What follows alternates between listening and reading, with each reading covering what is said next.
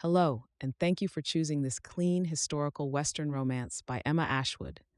Before we begin, don't forget to hit that subscribe button. Your support allows us to keep sharing more wonderful stories for free. So grab a cozy spot, kick back, and let this story whisk you away to a different time and place.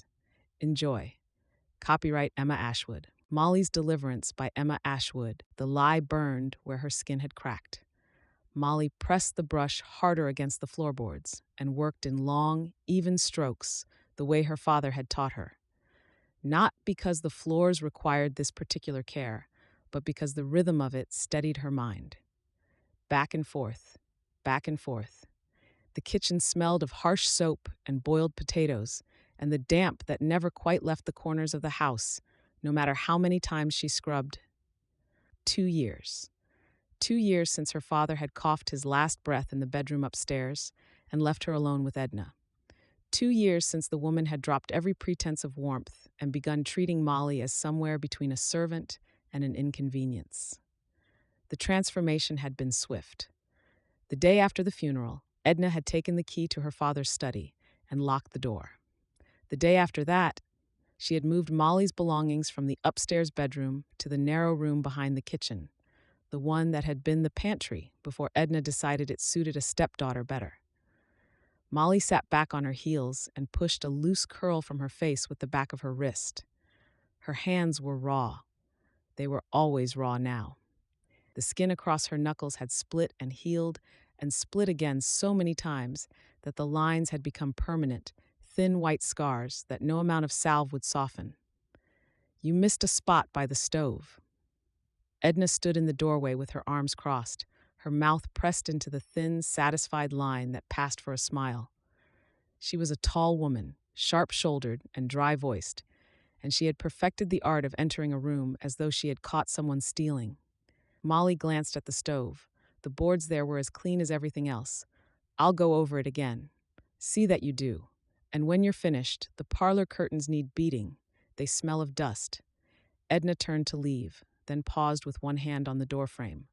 "Molly?" "Yes, ma'am. Mr. Hargrove has expressed his intention to call on Saturday." The brush went still in Molly's hand. Amos Hargrove owned the dry goods store on Main Street.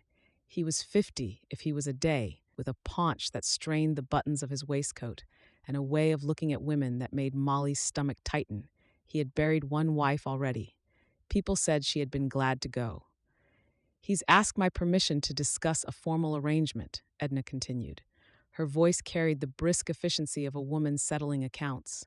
"I've given it. You should be grateful. A man of his standing, willing to take on a girl with no dowry and no prospects. Most would not bother." "I don't want to marry Mr. Hargrove." "What you want is irrelevant. You are 25 years old with no money, no trade, and no family willing to take you. Hargrove is offering security. You will receive him on Saturday and you will be pleasant." Edna's eyes were flat and hard. "Your father left me responsible for you. This is what responsibility looks like."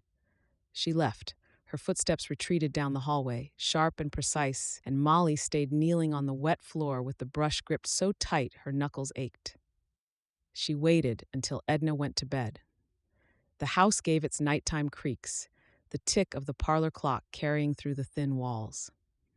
Molly lay on her narrow cot behind the kitchen and listened until the floorboards above her stopped shifting and the last ribbon of light disappeared from under her door. Then she lit a candle and went to her father's study. Edna had locked it the day after the funeral, but the lock was old and the key hung on a hook in the hallway behind the coats. Edna had forgotten about it or never thought Molly would dare. Molly turned it carefully, holding her breath against the click, and stepped inside. The room smelled of pipe tobacco and old paper. Her father's desk sat beneath the window, covered in a fine layer of dust that Edna had never asked her to clean. His reading spectacles still sat on the blotter, one lens cracked, as though he had set them down between chapters and simply never come back. His books lined the walls in the careful order he had kept them, spines faded and cracked from years of handling. Thomas Brennan had been a schoolteacher who loved books the way some men loved land. He had read to Molly every night until she was old enough to read to him, and when the consumption took his lungs, he had asked her to read aloud while he lay propped against the pillows, eyes closed, listening. She had been reading Keats the evening he died. She had not been able to open that book since. Molly ran her fingers along the shelf above the desk, touching the spines one by one. She did not know what she was looking for. A piece of him, perhaps. Some proof that the life she had lived before Edna had been real and not one she had invented to comfort herself on the narrow cot behind the kitchen, listening to the clock and the silence where his voice used to be. Her hand stopped on a thick volume of Tennyson. It sat at an odd angle, pushed slightly forward of the others. She pulled it free, and the weight was wrong, too heavy on one side. She opened it. The pages had been cut away in a careful rectangle, and inside the hollow lay a fold of bills and a slip of paper in her father's handwriting. For Molly, for when she needs it. Her throat closed. She pressed the note to her chest and stood in the dark study with tears running silently down her face. $43. Enough for a train ticket west. Not much else, but enough. The advertisement was in a week-old newspaper that Edna had left on the parlor table, folded open to the society page.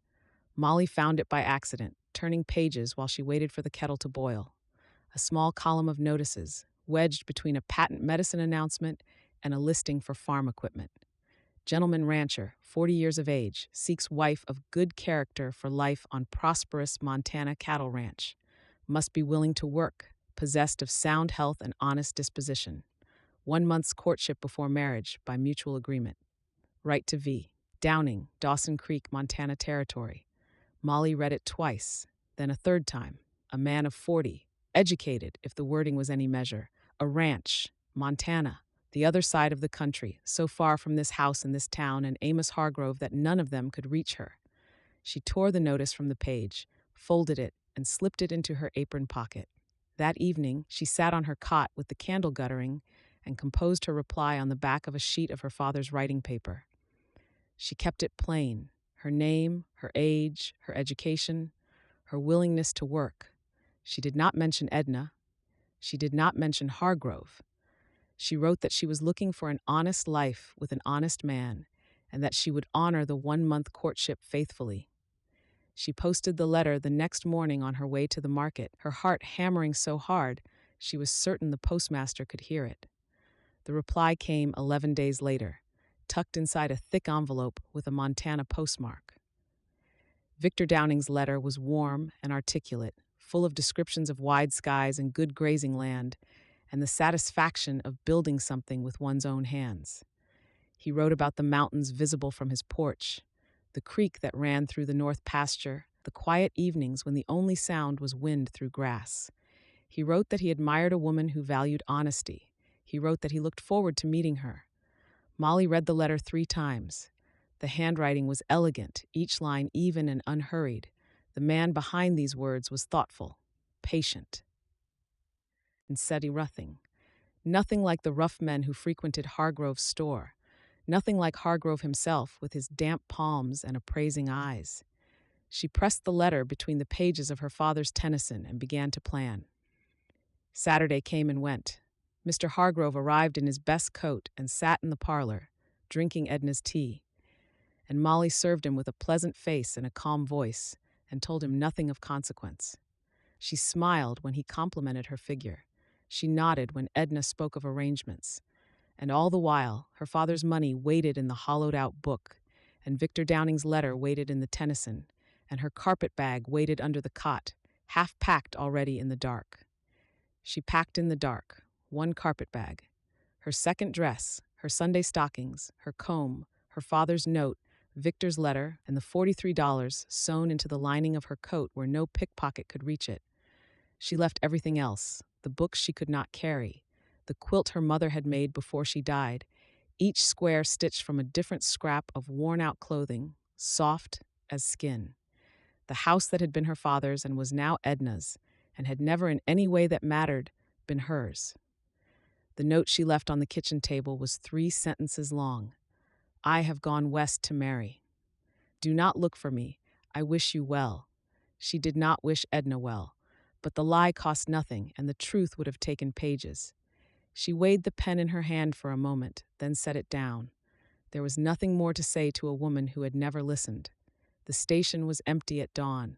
A thin fog hung over the tracks, and the air tasted of coal smoke and frost. Molly bought her ticket with steady hands and counted the change twice before pocketing it. Every cent mattered now. She took a seat on the hard wooden bench to wait. Her carpet bag sat on her lap, and inside it, folded against her second dress, was everything she owned in the world. A milk wagon rattled past on the road behind the station. Somewhere a rooster crowed. The town was waking up, and soon Edna would rise and find the kitchen cold and the note on the table, and Molly did not want to think about what would happen after that. She wanted only to be gone before anyone could stop her. The train arrived at 6:30, iron and steam and noise, the engine throwing heat and soot into the morning air. Molly climbed the steps and found a seat by the window, third car back. The car smelled of tobacco and damp wool and the faint sweetness of someone's packed lunch. A man in a bowler hat sat across the aisle reading a newspaper. He did not look up. No one looked up. She was invisible, and for the first time in 2 years, that was a comfort. The whistle blew. The car lurched forward. Molly pressed her hand flat against the cold glass. The platform slid away, and then the station, and then the town itself, growing smaller and smaller until the steeple of the church was just a dark point against the gray sky. Gone. All of it. The floors she had scrubbed, and the curtains she had beaten, and the narrow room behind the kitchen where she had lain awake, counting the days until something changed. Something had changed. She had changed it. Molly turned from the window and faced forward, toward the vast and unknown West, with her father's money against her ribs and a stranger's letter in her bag. The train gathered speed. The world outside the glass became a blur of fields and fences and bare winter trees, rushing past too fast to hold. She was terrified. She was free. Chapter 2. The train rocked and swayed like a cradle built by someone who had never held a child. Molly braced her feet against the floor. The world changed through the window. Green fields first, neat and familiar, divided by stone walls and hedgerows, then wider farmland, flat and brown, stretching to a horizon that grew larger with every mile. By the second day, the trees had thinned to scattered stands of cottonwood, and the sky had opened into something vast and pale and endless, a sky that did not belong to the same country she had left behind. She had never been farther than the next town. Her father had taken her to the county fair once when she was 12, and she had stared at the prize pig with the same wonder she now turned toward the window. Everything was new. The way the light changed as they moved west, turning from the soft gray of home to something sharper and more golden. The way the air smelled different at every stop, dry and strange, carrying scents she could not name. The car was crowded. Families with children who cried and slept and cried again. Men in work clothes who played cards on overturned crates in the aisle. A woman 2 seats ahead who knitted without looking at her hands, the needles clicking in steady rhythm against the noise of the rails. Molly kept her carpet bag on her lap and her coat buttoned to her throat, the funds sewn into its lining pressing against her ribs with every breath. She slept badly. The seats were narrow and hard, and the train stopped at every station and junction, jolting her awake each time with the shriek of brakes and the hiss of steam. She dreamed of Edna's kitchen, of the brush in her hand and the lye burning her knuckles, and woke with her fingers clenched around nothing. At the stops, she bought bread and hard cheese from platform vendors, counting out pennies with the thrift of someone who could not afford to lose a single one. She ate by the window. People came and went, families greeting each other on platforms, men hauling trunks and crates, women with children balanced on their hips, all of them going somewhere they belonged. Would she ever know that again, that certainty of place? Her father's house had been the last place that held her, and even that had become a prison the moment he stopped breathing. On the third morning, she took out Victor's letters. There were 4 of them, written on good paper in a hand that was even and assured. She had read them so many times that the creases were wearing thin, but she read them again now. Slowly, the way her father had taught her to read poetry. Not for the words themselves, but for what lay behind them. The mountains here are not like the hills back east. They are serious presences, Miss Brennan, the kind that make a man feel both small and grateful at the same time. I have lived among them for 20 years, and they have not yet lost their power to stop me on the porch of an evening and simply look. She liked that. A man who stopped to look at mountains. A man who chose the word grateful over proud. The letters spoke of hard work and open land and the satisfaction of building that which would outlast the builder. They spoke of loneliness, too, with a quiet dignity that moved her. He missed conversation, he wrote. He missed the sound of another voice in the house. He hoped she would not find the silence too great. Molly folded the letters and pressed them between her palms. She had staked her entire life on these pages, on the character of a man she had never met, whose face she had never seen, whose voice she had never heard. The enormity of it pressed against her ribs, heavy and cold. But the alternative was Hargrove. The alternative was Edna's kitchen and Edna's voice, and a life measured out in scrubbed floors and beaten curtains until she was too old and too worn to remember she had ever wanted something different. She had chosen. She would not undo it now. That's a well-read letter. The voice came from the seat across the aisle. Molly looked up and found a stout, silver-haired woman watching her with kind, shrewd eyes. She wore a dark traveling dress and a bonnet that had seen better years, and she carried a carpet bag nearly as battered as Molly's own. "I beg your pardon?" "The creases." The woman nodded toward the letters in Molly's hands. "You've read those enough times to have them memorized, which means they're either very good letters or very worrying ones." Molly tucked them into her bag. "They're good letters." The woman extended a gloved hand. "Margaret Greer, widow, traveling to my son's place outside Helena. You?" "Molly Brennan. I'm going to Dawson Creek." "Mail order bride?" The directness of it made Molly blink. "How did you know?" "Honey, I've been riding trains west for 30 years. I can spot a bride-to-be by the way she holds her bag, like it's the only object between her and the edge of the world." Mrs. Greer settled deeper into her seat. "I don't mean that unkindly. I made the same decision myself 40 years ago. Married a man in Oregon I'd never laid eyes on. He turned out to be decent, thank the Lord. Not all of them do." Something cold moved through Molly's chest. "What do you mean?" "I mean, the West is not always what letters promise." Mrs. Greer's voice was matter of fact, not cruel. "I've known brides who found good men and good lives, farms, children, churches on Sunday. I've known others who arrived to find the ranch was a shack, and the gentleman was a drunk, and the nearest neighbor was 20 miles of openness." Molly's hands tightened on her carpet bag. "The man I'm going to meet writes beautifully." "I'm sure he does. That's not the same as being beautiful." Mrs. Greer reached into her own bag and produced a paper sack of dried apricots. She offered one to Molly, who took it without thinking.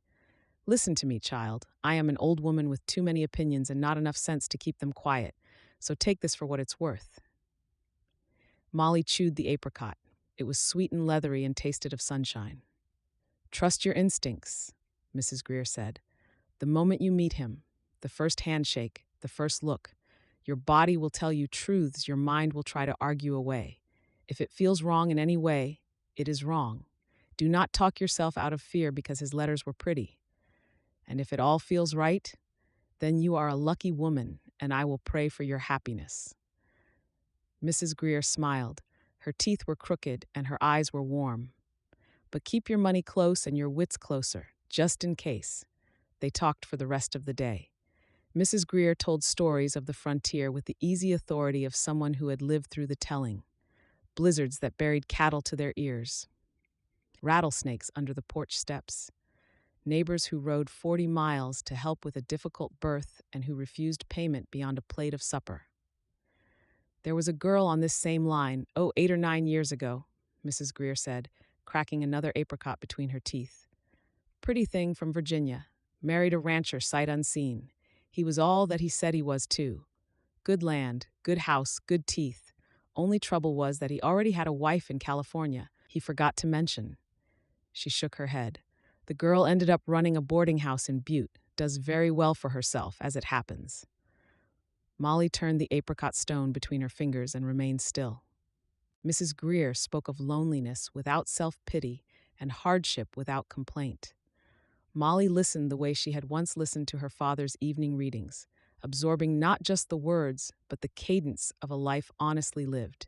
She asked about ranch work, about cooking for hired men, about what a woman needed to know to survive in a place where the nearest doctor might be a day's ride away. Mrs. Greer answered all her questions with the same unflinching honesty, and by evening, Molly had learned more about frontier life than a shelf of books could have taught her. When Mrs. Greer fell asleep with her chin on her chest, snoring softly, Molly sat in the darkened car, and the moon rose over country she did not recognize. Flat and silver and enormous, stretching away in every direction with nothing to break it but the shadow of the train itself, sliding across the land like a dark thread pulled through pale cloth. She pressed her palm against the cold glass and tried to imagine herself in that emptiness. A house, a man, mountains on the horizon, a life so different from that which she had known that it might as well be a story in one of her father's books. She would know tomorrow. The train pulled into Dawson Creek on a Thursday afternoon. Molly stood on the platform with her carpetbag in one hand and the sun in her eyes. The station was small, a single wooden building with a bench and a water trough and a sign that had been painted once and left to fade. The air smelled of dust and sage and horse manure, dry and sharp, and in no way similar to the damp, gray smell of home. Mrs. Greer was beside her, adjusting her bonnet. Her train continued north to Helena, but they had a few minutes before the whistle blew. "This is where I leave you," Mrs. Greer said. She took Molly's hand in both of hers and held it. Her grip was strong. "Remember what I told you. Trust my instincts, and keep your money close, and keep my money close." Mrs. Greer studied her face, then nodded once and released her hand. "You have your father's spine, I think. You'll be all right." She picked up her carpetbag and climbed back onto the train without looking back. The whistle blew. The train pulled away. Molly stood alone on the platform in bright, unfamiliar sunlight and smoothed the front of her traveling dress with trembling hands. Her dress was wrinkled and spotted with dust from 3 days of travel. Her hair was escaping its pins. She smelled of coal smoke and dried apricots, and the particular staleness of a body that had not been properly washed in too long. None of that mattered now. What mattered was the man who should be waiting for her somewhere in this small, dusty town at the edge of the world she knew. A man of 40, educated and gentle, who wrote about mountains and gratitude and the sound of another voice in the house. She pressed her palm over her ribs where the money lay sewn into her coat. Mrs. Greer's voice echoed in her head. "One look. Trust your instincts. Keep your money close." The platform was emptying. A man in a leather vest led a horse away from the water trough. 2 boys chased each other around a freight wagon. The ticket clerk yawned in his window. Somewhere behind the station, a dog barked twice and went quiet. Molly straightened her shoulders, lifted her chin, and searched the small crowd for a face she had never seen. Chapter 3. She saw him before he saw her. A heavy-set man in a good coat stood at the far end of the platform, scanning the passengers as they stepped down from the train. He was not 40. He was not tall. He was not the man from the letters. Molly's hand tightened on her carpetbag. The man was broad through the shoulders and thicker through the middle, carrying his weight with the heavy-footed authority of someone accustomed to being obeyed. His hair was gray and thinning, combed across a balding crown that caught the afternoon sun. His face was florid and weathered, with small, sharp eyes set deep beneath heavy brows. He wore good boots and a silver watch chain, and when he smiled at a passing acquaintance, the smile did not reach higher than his cheekbones. He was 55 at least, closer to 60. Trust your instinct. The first moment told Molly that every word in those letters had been a lie. He spotted her.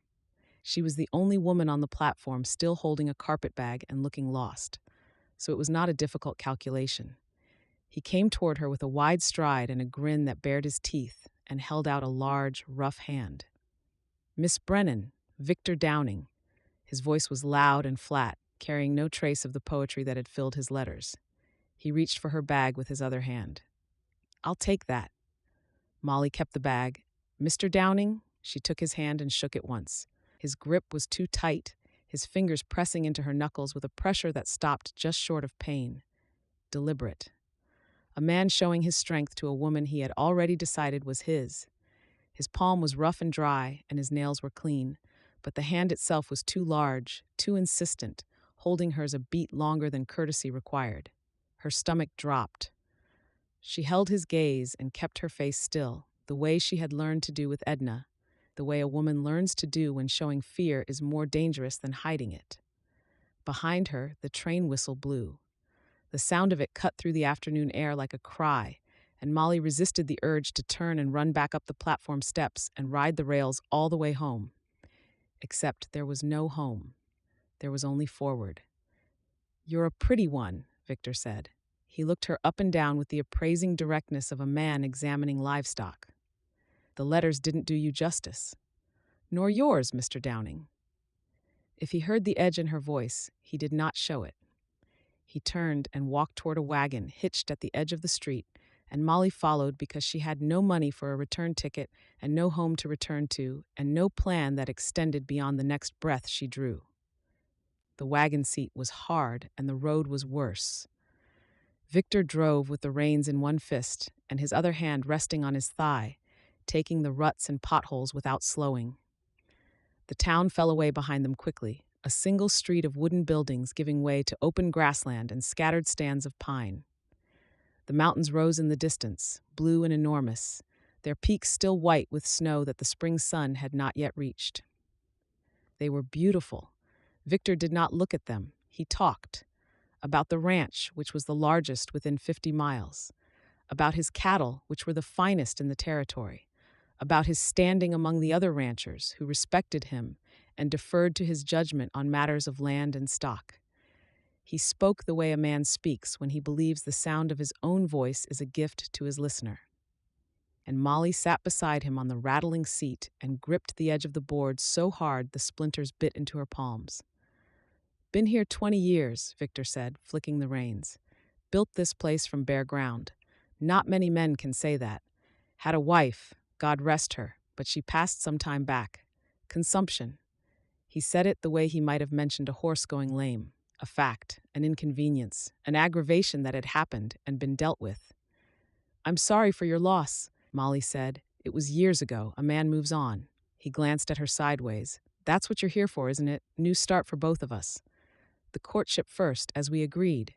Victor waved his hand as if brushing away a fly. "A formality. I've seen enough. You're healthy, you're young, you can work. I don't see the point in waiting a month to confirm what's already plain." "We agreed to a month, Mr. Downing, in writing. I know what we agreed." His voice dropped half a note. Not angry. Not yet, but the pleasantness had thinned, and underneath it Molly could hear the inclination.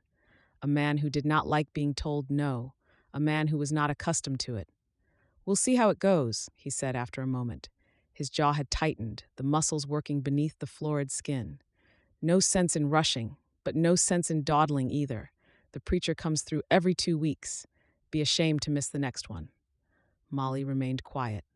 She looked at the mountains and counted her breaths and kept her face as blank as the sky above the tree line.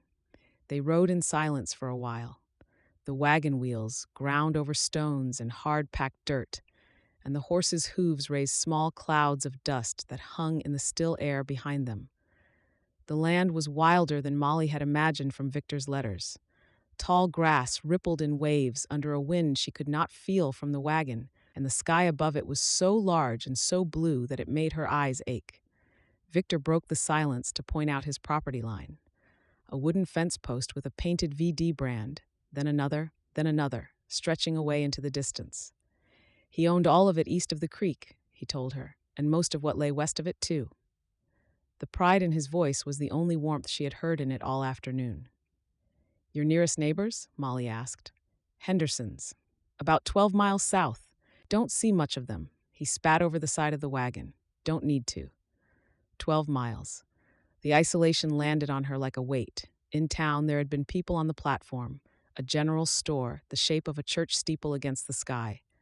Out here, there was only grass and wind and a man she did not trust. 1 month. She had 1 month to decide if this man was what he claimed or if the letters held some truth beneath the lies. 1 month before, she was trapped. She was already beginning to suspect the answer.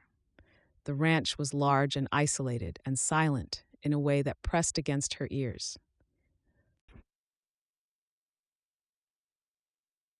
They turned off the main road through a gate that Victor stopped to open and close behind them, and the last connection to the outside world swung shut with a clatter of iron and chain. The house sat at the center of the property, a two-story wooden structure with a wide porch and shuttered windows, surrounded by outbuildings and fenced pastures that stretched away to the tree line. It was well built and well maintained, the kind of house that spoke of money and labor and the stubbornness to wrest what was permanent from wild country. But there were no flowers, no curtains in the windows, no sign that anyone had ever tried to make it any more than a building that kept the weather out. Victor pulled the wagon up to the porch and climbed down without offering his hand. "I'll show you your room." The room was at the back of the house, upstairs, small, spare, and clean in the manner of a space that had been cleaned for a purpose and would not be cleaned again. A narrow bed with a thin mattress and a wool blanket, a washstand with a chipped basin, a window that looked out over the barn and the corral and beyond them, the mountains. "Supper's at 6, Victor said from the doorway. He filled the frame, one hand resting on the doorpost, blocking the light from the hallway. "I expect a decent meal. There are provisions in the kitchen." "You can cook, I assume." "I can cook." "Good." He looked at her for a moment longer than was comfortable, his eyes moving over her face and her body with that same appraising flatness. Then he turned and left, his boots heavy on the stairs. Molly stood in the center of the room and listened to him go. The house creaked around her, settling in the afternoon heat. A fly buzzed against the window glass. Somewhere outside, a horse stamped and blew. A faint draught moved through the hallway and carried with it a smell she could not quite place. A sweetness, cloying and stale, like dried flowers left too long in a closed room. It was there and then gone, replaced by dust and pine, and Molly told herself it was her imaginings. The light through the window was golden and warm, and the mountains beyond the corral stood in perfect stillness, indifferent to the small human dramas played out in their shadow. She set her carpet bag on the bed and sat down beside it. The mattress was thin enough that she could feel the ropes beneath it, and the pillow smelled of dust and old straw. She looked at her hands in her lap, the familiar ache of hands that had not rested in 2 years, and she let herself feel what she had been holding at arm's length since the moment she stepped off the train. She had made a terrible mistake. The man from the letters did not exist. The warm, articulate voice that had spoken of mountains and gratitude and the sound of another person in the house belonged to no one. Victor Downing was not educated. He was not gentle. He was not 40. He was a hard-faced man in his 50s who looked at her the way Amos Hargrove had looked at her, with the flat certainty of ownership already settled in his mind. She had crossed the entire country to escape one cage, and she had walked into another. Molly pressed her palms against her eyes and breathed. The air tasted of dust and pine and the distant smell of cattle, foreign and sharp, entirely different from the damp gray air of home. Home. She had no home. She had her meager funds left, the original $43 minus the price of a train ticket she could not afford to buy again, a carpet bag, and a room in a stranger's house at the edge of the world. The nearest town was hours away by wagon. She knew no one. She had no one. 1 month. She had held him to 1 month. Molly lowered her hands and straightened her spine. She would not cry. Deliverance. Crying was a luxury for women who had someone to hear them, and there was no one in this house who would care. She would cook his supper and scrub his floors and keep her eyes open and her wits sharp and her money close. And when the month was up, she would decide. 1 month. She could survive whatever she had to for 1 month. She unpacked her carpet bag with steady hands, hung her second dress on the nail behind the door, and placed her father's note under the thin mattress where it would be safe. Then she washed her face in the chip basin, pinned her hair, and went downstairs to find the kitchen. The kitchen was large and cold and had not been properly cleaned in weeks. Grease on the stove, crumbs ground into the table, a pile of unwashed pots stacked in the dry sink. Molly rolled up her sleeves and reached for the nearest pot. At least here, the cage had a door, and the door had a deadline, 1 month. Chapter 4. She woke to darkness and the sound of boots on the stairs. Molly lay still for a moment, blinking at the unfamiliar ceiling, the unfamiliar shadows, the thin gray light that was not yet dawn pressing against the window glass. Then the boots crossed the hallway below, and a door slammed, and all that she remembered from yesterday came back in a cold rush. Montana, Victor. The narrow bed, the chipped basin, and the mountains she could not see yet in the dark. She dressed quickly, fingers fumbling with buttons in the half-light. Her second dress was wrinkled from hanging on the nail behind the door, but it was clean, and it covered her, and it was all she had. She pinned her hair without a mirror, working by feel, and went downstairs with her spine straight and her hands steady. The kitchen was cold. The stove was cold. The coffee pot sat where she had left it the night before, scrubbed clean and turned upside down on the drain board to dry. Victor stood at the far end of the table with his coat already on and his hat in his hand, looking at her the way a foreman looks at a laborer who has shown up late. "I eat at 5," he said, "every morning. Coffee first, then eggs, bacon, biscuits.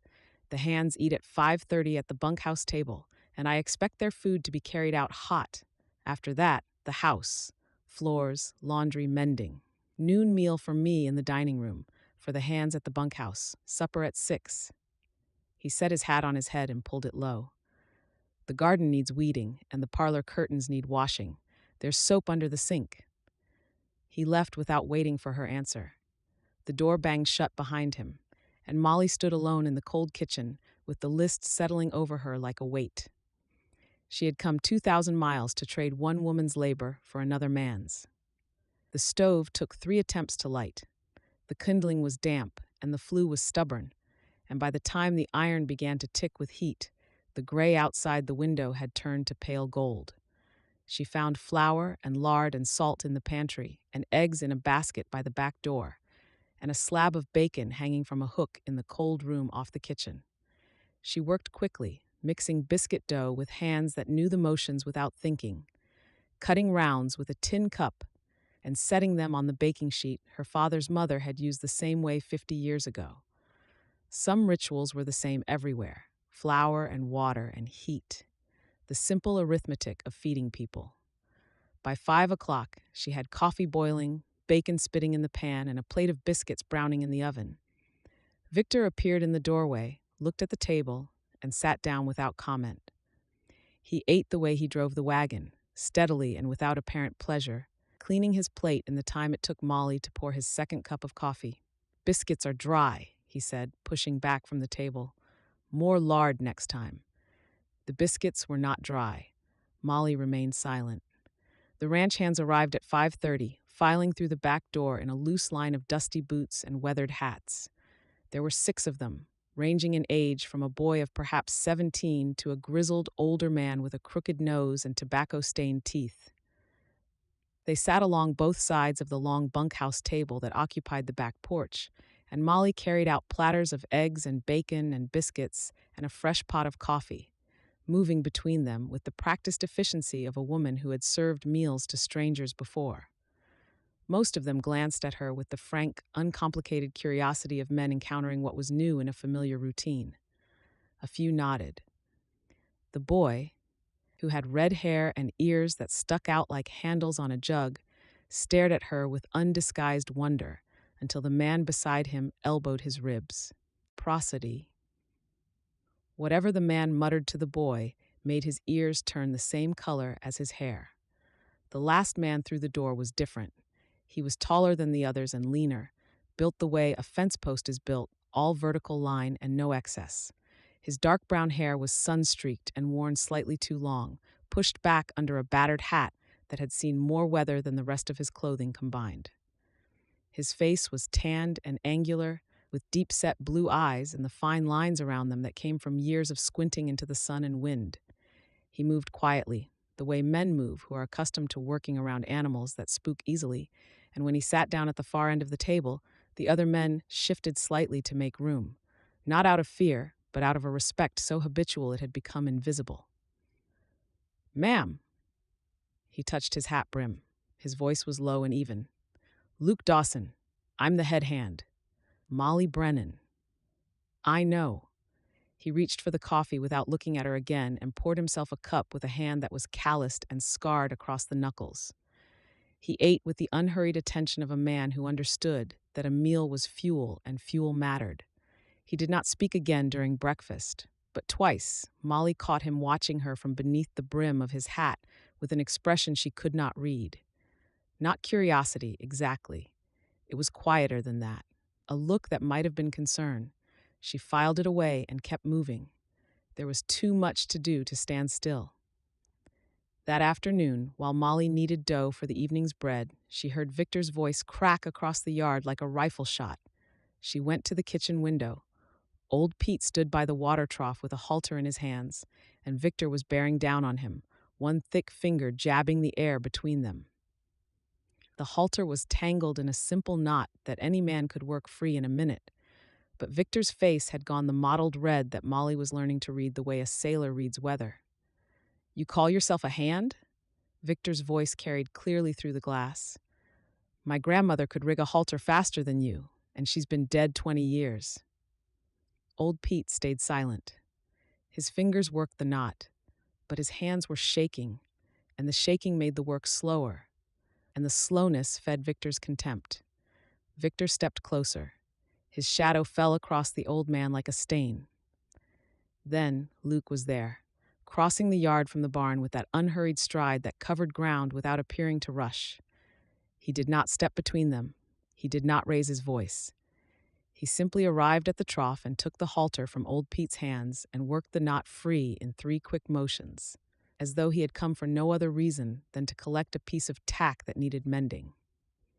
"Halter's frayed at the buckle," Luke said to Victor, his voice level. "I'll replace the leather this afternoon. Pete, I need you on the south fence."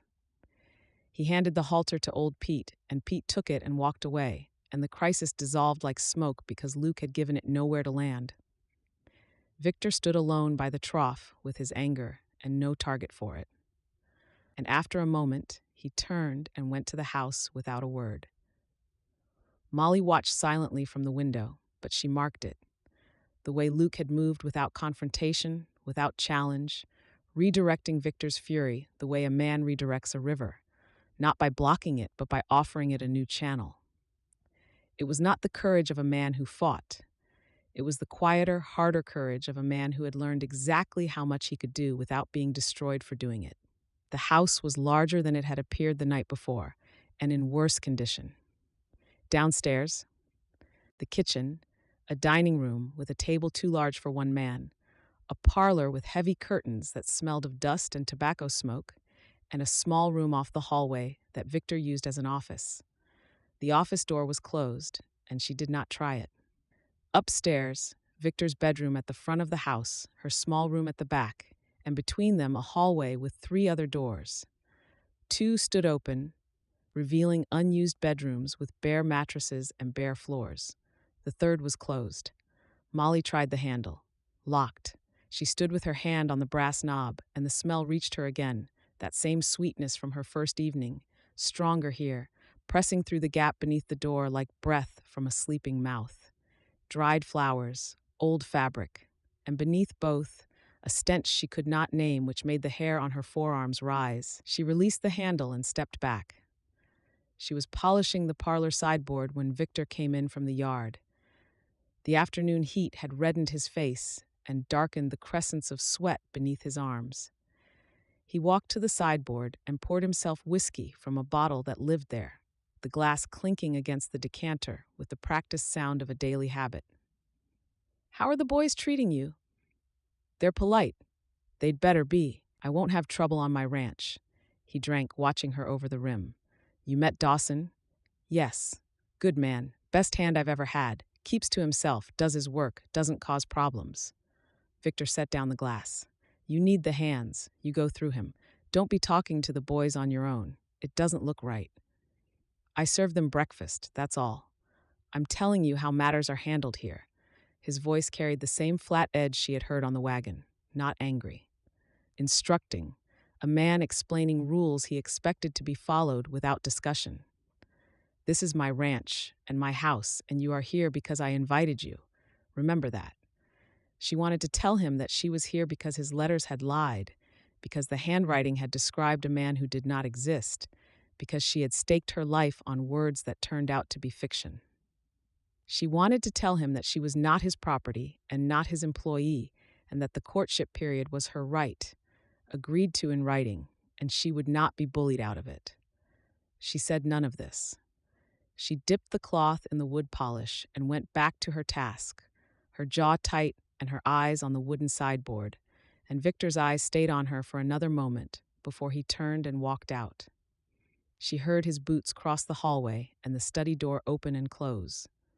Earlier that morning, while sweeping the hall, she had caught a glimpse through the study door before Victor pulled it shut. She made out a heavy desk, ledger books, and on the far edge, a tobacco tin that sat apart from the rest, placed with a deliberateness that did not match the disorder of the rest of the desk. She had noted it without understanding why, the way a woman notes a door that is always locked or a drawer that is always closed. Some details register before their meaning arrives. That afternoon, while Victor was down at the south pasture with the older hands, Molly climbed the stairs and stood before the locked door at the end of the hallway. It was a plain wooden door, the same as every other door in the house, but the lock was newer than the hardware on the other rooms. Brass, not iron, recently installed. She knelt and looked through the keyhole. Darkness, the faint smell of dust and the underlying odor beneath it, sweet and stale that she could not identify. That room stays locked. She stood and turned. Victor was at the top of the stairs, filling the hallway the way he had filled the bedroom doorway the night before. His face was calm, but his eyes had narrowed, and the tendons in his neck stood out like cords. "I was only curious," Molly said. "It's storage, old furniture, old clothes. It does not concern you." He came toward her, and she made herself hold her ground, though every instinct told her to step back. He stopped close enough that she could smell the whiskey and sweat on him, and he looked at her with an expression that was not quite anger and not quite warning, but a look between them that made her blood go cold. "Don't go near that room again." He walked past her and down the stairs. His boots were heavy on the treads, each step deliberate, and Molly stood in the hallway with her heart hammering against her ribs and listened to him go. The locked door was behind her. The sweet, stale smell lingered at the edges of her awareness like a question she did not yet know how to ask. Supper was venison stew, cornbread, and more of the biscuits that were not dry. Molly served Victor in the dining room and carried the hands' supper to the bunkhouse porch as the sun dropped behind the mountains and the sky turned the color of bruised peaches. The hands ate with the tired, focused appetite of men who had worked since dawn, and the conversation around the table was sparse and practical. Fence posts, a lame horse in the north pasture, whether the creek would hold through summer. She was clearing plates when Luke Dawson caught her attention. He did not speak. He did not gesture. He simply waited until Victor's voice carried from inside the house, confirming he was occupied, and then he slid a biscuit across the table toward her. One of her own, wrapped in a clean handkerchief, set beside her empty coffee cup as though it had been there all along. Molly looked at it. Then she looked at Luke. He was already standing, putting on his hat, turning toward the barn with the easy, unhurried movements of a man finishing his day. He did not look back. He did not seem to expect thanks or even acknowledgement. He had seen a woman who had served everyone else without eating, and he had decided on the simplest response in the world. The biscuit sat on the handkerchief, small and plain and still warm from the oven. It was the first kindness anyone had shown her since Mrs. Greer's dried apricots on the train. Before that, her father's hidden money in the Tennyson. She was building a history of small mercies, each one offered by someone who had no expectation in return, and the accumulation of them pressed against her chest in a place she had been holding closed since the moment she stepped off the train and saw Victor Downing's face. She picked up the biscuit and ate it while standing at the edge of the porch, looking out at the mountains in the fading light. They were enormous and still and utterly indifferent to the people who lived in their shadow. and for a moment the size of them became physical, the weight of all that silence pressing down on the valley and the ranch and the house with its locked doors and its dangerous man. "Trust your instincts," Mrs. Greer had said. Her instincts told her two truths. Victor Downing was hiding something behind that locked door, and Luke Dawson was the only safe person on this ranch. She finished the biscuit, folded the handkerchief, and went inside to wash the dishes. Chapter 5. Victor said no twice before he said yes. Molly stood in the kitchen doorway with her hands folded and her voice steady, and made her case the way a woman learns to make a case to a man who does not like being asked for favors. The pantry was low on flour. The soap was down to a sliver. She needed thread and a packet of needles to mend the curtains he had asked her to wash, which she had washed and hung, and which now needed stitching where the fabric had worn thin. "Send one of the boys," Victor said without looking up from his plate. "The boys don't know what thread to buy." He chewed. He swallowed. He looked at her the way he looked at a fence that needed fixing, calculating the cost of refusal against the cost of concession. "Take the wagon. Be back by noon." "Yes, sir." "And don't be talking to people about our business. You're here as my guest, not to gossip." She bridled at the word guest. A guest was not given a list of duties at dawn. A guest did not cook for 7 men and fall into bed at night with her back stiff as a board. But she kept her face still and nodded and went to hitch the wagon before he could change his mind. The road to town was the same road she had traveled from the station, but it looked different in the morning light. The grass was greener than she remembered, thick and tall, rippling in a wind that carried the smell of pine and wildflower and the faint, distant sweetness of creek water. The mountains stood in a line along the horizon, their peaks still capped with snow, and the sky above them was so wide and so blue that Molly had to remind herself to breathe. This was what Victor's letters had described. Not Victor himself, but this. The land was all that the words had promised. It was only the man who had failed to match them.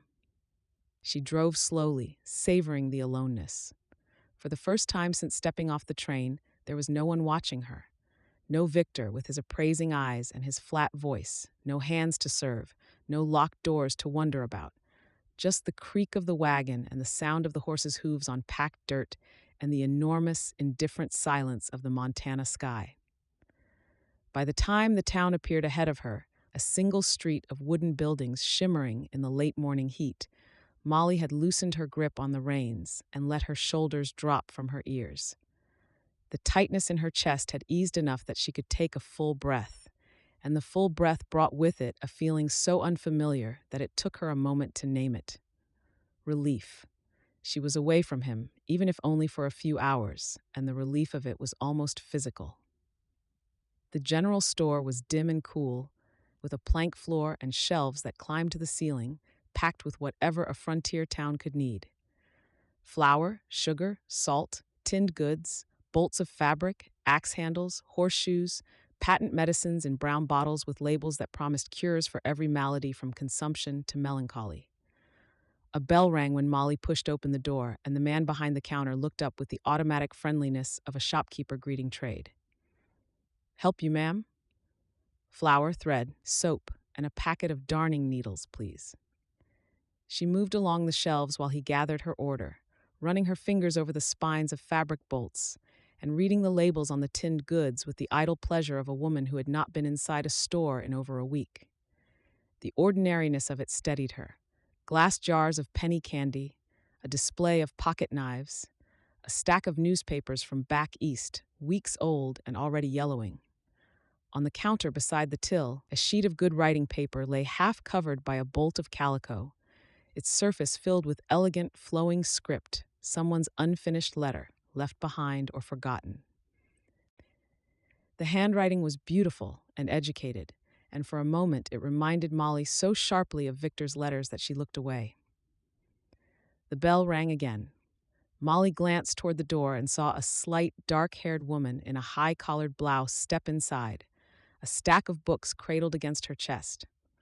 She wore spectacles and had ink stains on her fingers, and her face had the pale, narrow look of someone who spent more time reading than standing in sunlight. She nodded to the shopkeeper and moved toward the back of the store, and then she saw Molly. The color left her face. It happened so quickly that Molly's first instinct was that the woman was ill, the way the blood drained from her cheeks and her lips pressed together, and her eyes went wide behind her spectacles. She stopped walking. The books shifted in her arms. "Miss Brennan, excuse me." Her voice was thin and tight. She turned and walked back toward the door with the hurried, unsteady gait of someone leaving a room they had entered by mistake. "Wait," Molly said. "Please." The woman stopped. She did not turn around. "You know my name," Molly said. It was not a question. She had seen it in the woman's face, the recognition and the immediate, instinctive flinch that followed it. And the certainty was bone deep, inexplicable but absolute, that this woman was connected to Victor Downing and to the letters that had brought Molly 2,000 miles to a lie. The woman turned. Her chin was trembling. "You're Molly Brennan." "I am. And you are?" Clara Fenton. I teach at the schoolhouse." She clutched the books tighter against her chest, a barrier between herself and whatever was coming. "I know who you are because I—" She stopped, swallowed. "Can we speak outside? Please." They stood behind the general store, in a strip of shade thrown by the building's eaves. Clara set her books on an upturned crate and pressed her hands together as though she were praying or trying to keep them from shaking. The ink stains on her fingers were dark against her pale skin, and up close her nails were bitten to the quick. "Tell me," Molly said. Clara's eyes moved to the ground, then to the sky, then back to Molly's face, as though she were searching for a way to begin that would not end in the place she knew it had to end. "Mr. Downing hired me," she said. Her voice had gone quiet, thin as thread. "He came to the schoolhouse one evening and said he wanted to place an advertisement for a bride, but he needed someone to write the letters. He said he wasn't a man of words. He said he would pay." Molly's hands went still at her sides. "I wrote them, all of them, every letter you received, the descriptions of the mountains, the sunsets, the ranch." Clara's voice cracked. "The parts about wanting partnership and respecting a woman's mind and admiring honesty, I wrote all of it." The ground tilted slightly beneath Molly's feet. She had known since the moment she shook Victor's hand on the platform that the man in the letters was a fabrication. She had known it in her bones, the way Mrs. Greer had told her she would know, in the first handshake and the first look. But hearing it said out loud, confirmed by the woman who had held the pen, was different. It made the lie solid. It gave it a face, ink-stained fingers, and a voice that shook with guilt. "He told you what to write?" "No." Clara shook her head. "He told me to make him sound educated and kind. I invented the rest, the voice, the warmth, the poetry. None of it was him."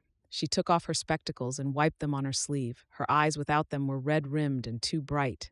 "He can barely write his own name. The advertisement itself was my wording. He just said he wanted a young, healthy woman who could cook and keep house." Molly leaned against the wall of the store and pressed her palms flat against the rough boards. The wood was warm from the sun, and the grain of it bit into her skin, and the small pain of it anchored her to the present moment when the rest of her wanted to drift away into whatever it was that was not anger and not grief, but the exhausted space between them.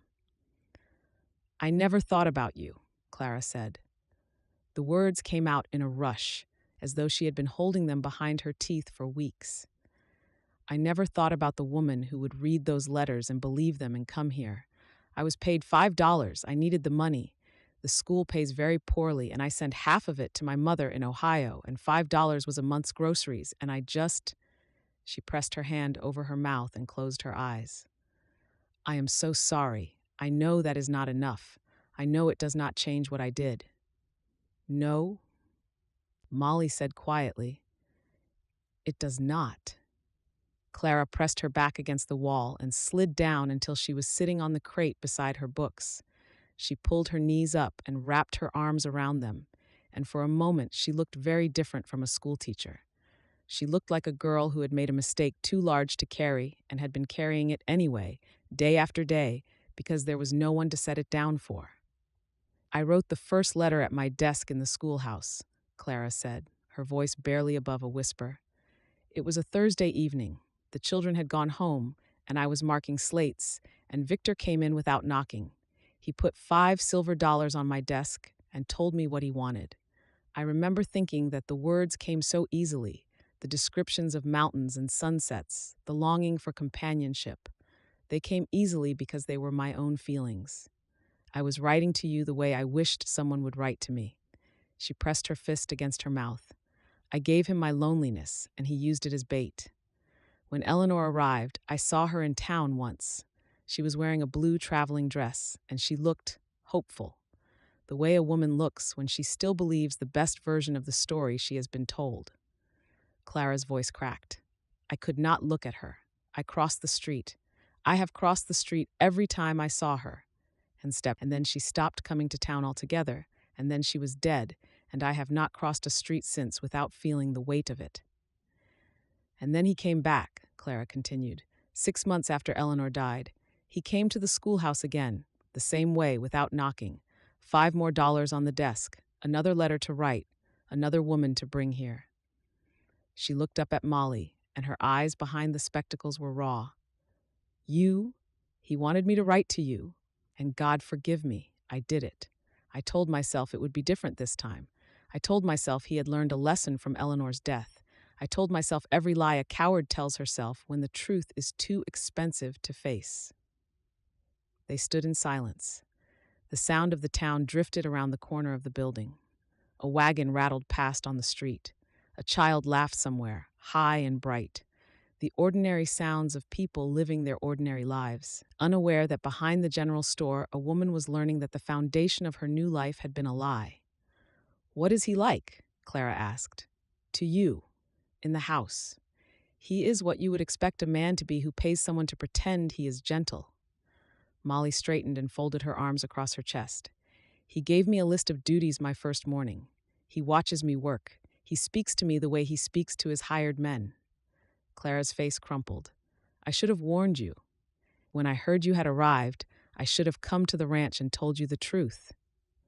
Why didn't you? Because I was afraid of him. Clara said it simply, without drama. Everyone in this town is afraid of Victor Downing. He owns half the land within 50 miles. He has friends in the territorial government. The sheriff defers to him. If I had gone to the ranch and told you, and he found out. She shook her head. I am a single woman with no family here. I cannot afford to make an enemy of Victor Downing. Molly studied Clara's face. The guilt was genuine. The fear was genuine, and underneath both was more, and it was harder to name. A recognition, perhaps, the recognition of one trapped woman looking at another. Is there more? Molly asked. More you know about him that I should hear? Clara hesitated. Her fingers twisted together. There are rumors about his first wife, about how she died. She glanced over her shoulder toward the street, then back at Molly. People don't talk about it openly. Consumption, they say. But some of the older women in town, the ones who knew her, she trailed off. I don't know what's true. I only know that Eleanor was healthy when she married him, and she was dead within 3 years. The sweet, stale smell from behind the locked door drifted through Molly's memory like smoke. Old furniture, old clothes, Victor had said. Nothing that concerns you. Thank you, Molly said, for telling me. What will you do? Molly looked toward the mountains. They stood along the horizon the way they always stood, enormous and patient and utterly unconcerned with the small desperations of the people who lived beneath them. 2 weeks remained of her courtship month. 2 weeks before Victor expected a wedding. I don't know yet, she said, but I will not marry him. She drove back to the ranch in silence, the wagon wheels grinding over stones and ruts, the flour and soap and thread rattling in the bed behind her. The open sky that had been freedom on the way to town was different now, wider, emptier, the kind of empty that presses against the ears and makes the mind louder than it wants to be. The man she had come west to marry did not exist. He had never existed. He was a fiction composed by a lonely schoolteacher for $5, a voice made of ink and good intentions, and the particular loneliness of a woman who understood what other women wanted to hear because she wanted to hear it herself. Every warm phrase, every gentle observation about mountains and gratitude and the sound of another voice in the house had been Clara's invention. Victor Downing had not contributed to those letters beyond his name, his money, and the lie of his age. And Eleanor, dead within 3 years of marriage. Healthy when she married him. The locked room with its brass lock and its sweet, stale smell. Molly's hands tightened on the reins. The horse plodded on, steady and indifferent, and the ranch appeared ahead of her, the house and its outbuildings rising from the grassland as if they had grown there rather than been built. The gate was open. The corral held 3 horses standing in the shade. A thin line of smoke rose from the bunkhouse chimney. She drove through the gate, pulled up to the porch, and sat for a moment with the reins in her lap, looking at the house. The upstairs windows caught the sun and threw it back, blank and bright, without giving up information. Behind one of those windows was a locked door, and behind that door was whatever Victor Downing did not want her to see. She climbed down from the wagon and began unloading the supplies. She had 2 weeks. She would use them. Chapter 6. The new woman was going to get herself hurt. Luke stood in the barn door as Molly Brennan wrestled with the draft horse at the water trough, her slight frame braced against the animal's bulk, her hands white-knuckled on a lead rope that was too short and too taut. The horse, a bad-tempered gray named Dutch who outweighed her by 1,400 pounds, tossed his head and stamped, and Molly planted her feet and held on with a stubbornness that would have been admirable if it were not about to get her dragged across the yard. Luke set down the bridle he had been mending and walked over. He did not hurry. Hurrying spooked horses and unsettled people, and he had learned a long time ago that most problems could be solved more cleanly at a walk than at a run. "Hold up." He took the lead rope from her hands, his fingers brushing hers briefly. Her knuckles were cracked and rough. Working hands. He had marked that the first morning she served breakfast, the careful way she carried platters with hands that were already raw, and the same certainty had settled in him then that settled now. This woman had been working hard for someone before she came here, and she was working hard for someone still. "He won't listen to me," Molly said. There was no self-pity in her voice, just the flat frustration of a woman used to solving problems who had met one she could not push through by force of will. "He's a draft horse, 12 years old, and set in his ways. You're asking him to go where he doesn't want to go, and you're smaller than his breakfast." Luke shortened the rope, looped it once around his hand, and clucked his tongue. Dutch flicked an ear and followed him to the trough without argument. "He respects weight. You need a riding horse, not a plow horse." "Victor won't let me ride alone. Didn't say not about riding alone. Said I'd teach you to saddle and handle a proper horse. Different matter." He tied Dutch to the post and turned to face her. She was looking at him with those green eyes that missed nothing, and he made himself hold her gaze because looking away would have been worse. It would have told her what he was not ready to tell himself. "Tomorrow morning, before the work starts, I'll bring the bay mare to the corral. She's steady." "Why?" The question caught him off guard. Not the word itself, but the weight behind it. The wary, measuring quality of a woman who had learned that kindness from men came with a price. He recognized that wariness. He had seen it in his sister Ruth's eyes after her husband died and the neighbors came around with their offers of help that always ended with a hand where it should not be. Because if you're going to haul water and run errands, you ought to be able to do it without getting dragged across the yard by a horse that weighs more than a loaded wagon. He touched the brim of his hat. 5 o'clock, corral. He walked back to the barn before she could ask him any more questions. His hands were steady on the bridle leather when he picked it up again, and that was good, because steady hands were all that he trusted about himself anymore. You trust 7%. The rattlesnake was coiled beside the henhouse door, tucked into the strip of shade where the building met the ground. Luke saw it before Molly did. He had been replacing a fence rail 10 yards away, driving nails with the methodical rhythm that made thinking easier, when she came around the corner of the henhouse with a basket for eggs. She was looking at the sky, or the mountains, or some view in the distance that he could not see, and her feet were carrying her straight toward the snake. "Stop." She stopped. The sharpness of his voice had done what politeness could not, and she stood with one foot raised and her body tilted forward in mid-stride, balanced on the edge of the next step. "Don't move. Look down. 2 feet in front of you, left side of the door." She looked. The color left her face. The snake was thick and mottled, coiled in the heavy S shape that meant it was ready to strike, its rattle buzzing with the dry, papery sound that Luke had heard 100 times and never learned to ignore. He set down the hammer and came toward her in slow, measured steps. He carried a shovel, and he used it the way his father had taught him on the ranch outside Bozeman, a quick, clean stroke that separated the head from the body in one motion. The snake's rattle buzzed once more, then went still. Molly had not moved. She was pale but composed, her hands gripping the egg basket so tightly that her knuckles had gone white again. "Rattler," Luke said, kicking the body aside with his boot. "They like the shade this time of year. Always check the ground before you step, especially near buildings and rock piles. Listen for the rattle. If you hear it, freeze and look before you move." "Thank you." "Don't thank me. Just watch your step." He picked up his hammer and went back to the fence rail, and he did not look at her again until she had gone into the hen house and come out with a full basket of eggs and walked back to the house with her spine straight and her shoulders set. She had not trembled. She had not cried.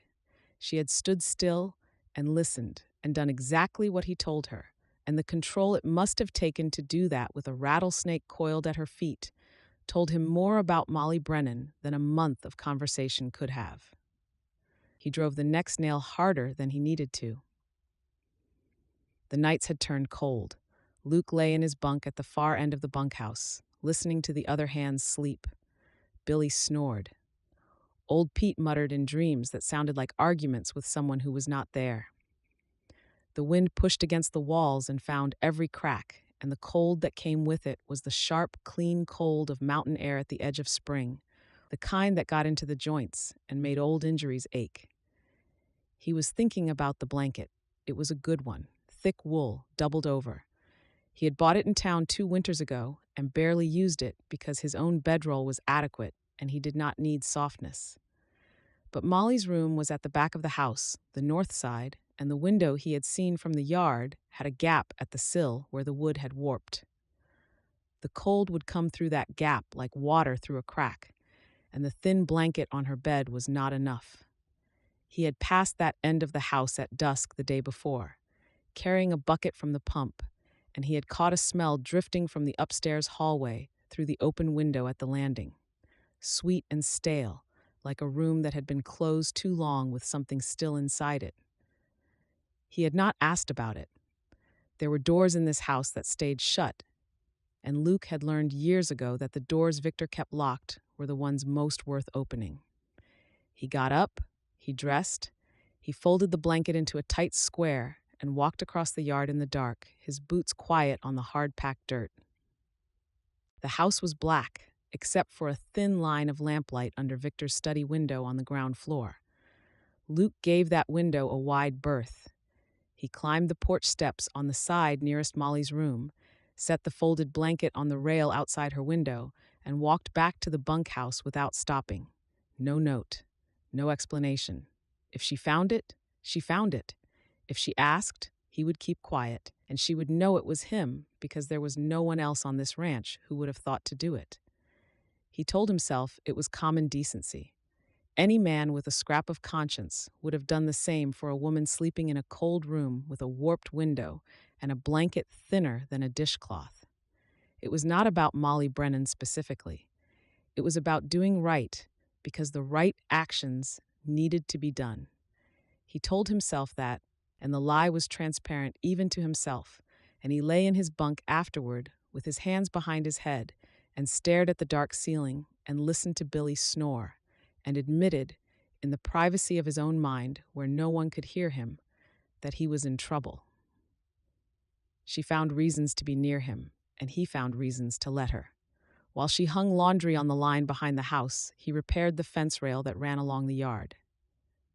The distance between them was 20 feet, close enough for conversation, far enough for propriety.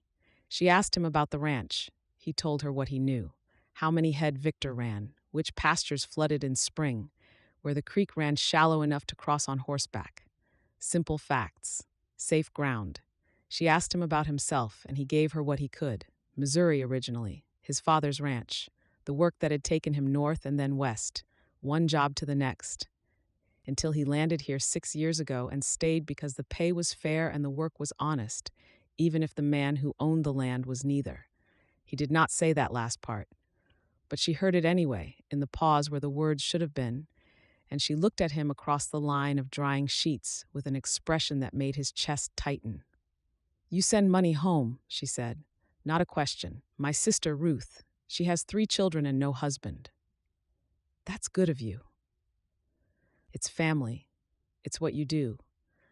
She turned back to the laundry, and he turned back to the fence, and the silence between them was not empty but full, the way a room is full when 2 people are breathing in it. He caught himself watching the kitchen door. He caught himself listening for her voice across the yard, the particular pitch of it when she spoke to the boy, Billy, who followed her around like a stray dog she had fed once. He caught himself counting the hours until supper, when he would see her carrying platters to the porch with those raw, steady hands, and he would nod his thanks and not speak and look at his plate, because looking at her was becoming a problem he did not know how to solve. Victor missed nothing. Luke was standing by the corral gate, one boot on the lowest rail, his eyes on the bay mare that Molly had been learning to ride. Molly had come to check on the horse, running her hand along the mare's neck with the growing confidence of a woman who had learned not to be afraid of an animal 10 times her size. She was smiling, and the smile changed her face, opened it, and Luke was looking at the smile when Victor's voice cut across the yard like a whip crack. "Dawson," Luke turned. Victor stood on the porch with his thumbs hooked in his belt, his eyes moving between Luke and Molly with the hard, flat calculation of a man counting what belonged to him. "That north fence won't mend itself. Get to it." "Yes, sir." Luke touched his hat brim and stepped away from the corral without looking at Molly. He could feel Victor's eyes on his back as he walked toward the barn, and the weight of that gaze was familiar with the particular heaviness of working for a man he despised. He had carried it for 6 years. He had learned to carry it the way a man learns to carry a stone in his boot, by ignoring it, by walking through it, by telling himself it was temporary and the money was good, and Ruth needed the money more than he needed his pride. But it was worse now. The weight was worse because now there was something behind him that he did not want to walk away from, and the stone in his boot had become a stone in his chest, and ignoring it was no longer possible for him. He picked up his tools and headed for the north fence and did not look back. The trouble started with 2 steers and an open gate. Molly was on the porch, beating the dust from a braided rug that had not been cleaned since before she arrived, when Billy came running from the south pasture with his hat in his hand and his face the color of raw dough. The boy was 17 and thin as a fence rail, all elbows and Adam's apple, and he ran the way boys that age run, with more urgency than coordination. He skidded to a stop in the yard and looked around for Luke, but Luke was out at the north fence, too far to help. Victor was not too far. Victor was at the barn, and he had been drinking since noon. Molly had smelled it at the midday meal, the sour sweetness of whiskey on his breath when he leaned across the table to tell her the potatoes were cold. They were not cold. They were exactly the same temperature as every other plate she had served him in the 2 weeks since her arrival. And the complaint was not about potatoes. It was about the bottle on the sideboard in the parlor, which had been full at breakfast and was now less than half, and about the particular kind of meanness that lived at the bottom of it. "Mr. Downing," Billy said, his voice cracked. "The gate on the south pasture, sir. I latched it, but the wind must have caught it," and 2 head wandered into the creek bottom. "I'm real sorry, sir. I'll go get them right now." Victor came out of the barn. He walked the way a storm walks, slow and gathering, his shoulders forward and his hands at his sides, and his face set in an expression that was not anger yet, but was about to be. His eyes were bloodshot and small, and they fixed on Billy with the focused intensity of a man who had been looking for a reason all afternoon and had finally found one. You left the gate open. The wind, sir. I latched it proper, I swear. You left the gate open and 2 of my steers are in the creek bottom. They're just down the hill. I can have them back in 10. Victor hit him. It was not a punch. It was the back of his hand, swung with the full weight of his arm and shoulder behind it, and it caught Billy across the left side of his face with a sound that cracked across the yard like a dry branch breaking. The boy went down. He went down hard, sideways, his hat flying and his arms splayed, and he hit the dirt on his hip and rolled and lay still for a moment with his hands over his face. Blood ran between his fingers. The blow had split the skin along his cheekbone, and the blood came fast and bright, dripping onto the packed dirt of the yard where it made small, dark circles that the dust absorbed almost immediately. Get up. Billy tried to get up. His arms shook and his legs scrambled in the dirt, and he made it to his hands and knees before Victor kicked a spray of dust into his face and called him worthless. The word landed as if it had been thrown, not shouted, said with the flat, contemptuous certainty of a man stating a fact about livestock that had failed to perform. Molly's hands gripped the porch rail. The rug beater was still in her right hand, and she was holding it so hard the wooden handle cut into her palm. Her body was rigid, every muscle locked, and her heart was beating in her throat with a rhythm that was not fear, exactly, but rather older than fear. Recognition. She had seen cruelty before. Edna's words had been sharp enough to draw blood of their own kind, the slow, daily cuts that accumulated over the years until the scarring was so deep it had become part of the skin. But this was different. Edna's cruelty was cold, calculated, the cruelty of a woman who enjoyed having power over someone weaker. Victor's cruelty was hot. It came from the same place, the same need for dominance, the same pleasure in the submission of another person, but it lived in his fists instead of his words. And the fists were worse because the damage they did was immediate and visible, and could not be argued away or pretended into what it was not. This was a man who enjoyed the power of violence, who struck a boy half his size over 2 wandering steers, and the satisfaction of his own authority was all that could be seen in his face. The other hands stood frozen around the yard, 3 of them by the water trough, 1 in the barn doorway, and old Pete near the corral gate with a bridle in his hands. Their eyes were down, every one of them. They looked at the ground and the fence posts and their own boots, anywhere but at Billy on the ground and Victor standing over him. And their silence was the silence of men who had seen this before and learned that looking was the same as challenging, and challenging meant they would be next. Billy was still on his hands and knees. The blood from his face dripped onto the dirt in a steady rhythm, and his shoulders heaved with the ragged breathing of someone trying not to cry. He was 17 years old and 1,000 miles from anyone who loved him. And the man he worked for had just knocked him into the dust for a gate the wind had opened. Then Luke was there. Molly had not seen him come. He must have been closer than the north fence after all, or he had heard the noise and come at a run, because he was suddenly in the yard, moving toward Billy with the same unhurried, deliberate stride he always used. He did not look at Victor. He looked at Billy. He crouched beside the boy and put a hand on his shoulder and spoke, but Molly could not hear his words.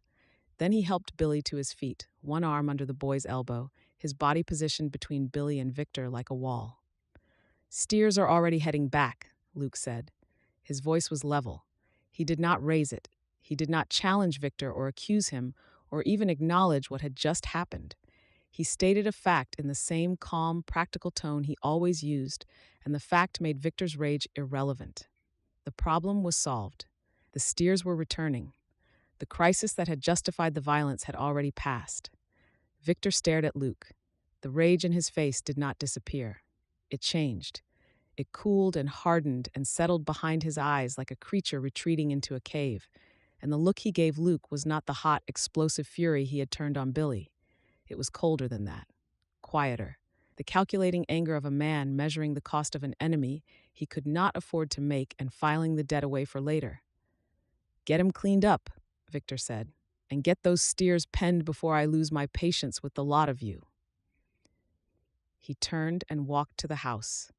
His boots were heavy on the porch steps, and when he passed Molly, he did not look at her. The door closed behind him. The lock turned. Luke walked Billy to the bunkhouse with an arm around the boy's shoulders.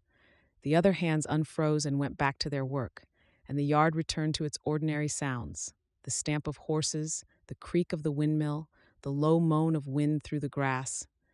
As if this had not just happened, as if a man had not just struck a boy hard enough to bleed. Molly set down the rug beater and went inside. Her hands were shaking. She washed them in the kitchen basin, the water cold against her skin, dried them on her apron, and stood at the window looking out at the yard. Billy's blood was already disappearing into the dust, the small dark circles shrinking as the dry air took them, and within an hour there would be no trace at all. The yard would look the same as it always looked: the barn, the corral, the fences stretching away to the tree line. No evidence that a man had struck a boy hard enough to bleed, except in the memory of those who saw it and the bruise that would darken Billy's face for a week. She pressed her forehead against the cool glass and breathed until her hands were steady again. Through the window, Luke sat at the bunkhouse step with Billy beside him, the boy holding a wet cloth to his face. Luke was not speaking. He was simply there, a steady presence beside a frightened boy, and the quietness of it was more eloquent than any words could have been. She could not sleep. The house was silent. Victor had gone to bed an hour ago, his boots heavy on the stairs, his bedroom door closing with the solid thud of a man shutting the world out. Molly lay on her narrow bed with the wool blanket Luke had left for her pulled up to her chin, stared at the ceiling, and listened to the wind press against the warped window and the violence played behind her eyes. Victor's hand had connected with Billy's face, the mechanical ease of it, the practiced arc of a swing that had been swung before. This was not a man who had lost his temper once and regretted it. This was a man who had learned over years that striking people smaller than himself was a tool that worked, and he used it the way he used any other tool, efficiently and without remorse. Edna.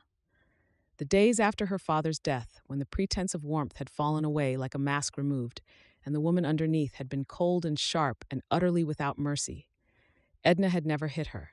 Edna had not needed to. Words were enough. Words and locked doors and the slow starvation of a life reduced to labor and silence in the narrow room behind the kitchen. Victor did not bother with words. Victor used his hands. And Eleanor. Eleanor Downing, the previous wife, dead of consumption within 3 years of marriage. Consumption. That was what people said. That was what Victor said, the way he might have mentioned a horse going lame, a fact, an inconvenience that had happened and been dealt with. But Clara had said there were rumors.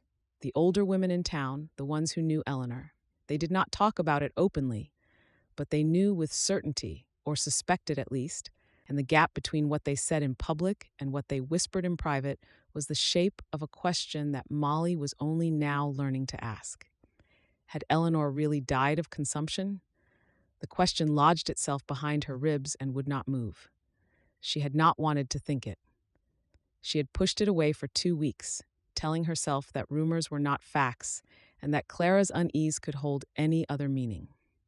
But Victor Downing had struck a boy today with the casual efficiency of a man swatting a fly, and she had seen the look on his face afterward, the cold satisfaction of power exercised without consequence, and the question would not stay pushed away any longer.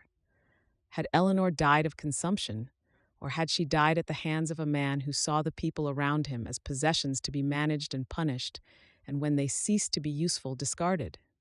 The locked door was at the end of the hallway, 15 feet from where Molly lay. Behind it were Eleanor's belongings, preserved and sealed away, and the sweet, stale smell that leaked through the keyhole was the smell of a woman's life, reduced to dust and fabric and whatever secrets she had left behind. Molly pulled the blanket tighter, stared at the dark ceiling, and made herself a promise. She would find the key to that door. She would open it. She would learn what Victor was hiding, and then she would decide what to do with the truth. The wind moaned against the window. The house creaked. Somewhere in the dark, Victor Downing slept the sleep of a man who had no fear, and Molly Brennan lay awake with fear aplenty and she planned. Chapter 8. Victor left at dawn. Molly stood at the kitchen window as he rode out with two of the hands, heading north along the fence line toward the high pasture where the creek bent around the base of the foothills. He sat his horse the way he sat his chair at the table, heavily and with the absolute confidence of a man who owned all within sight.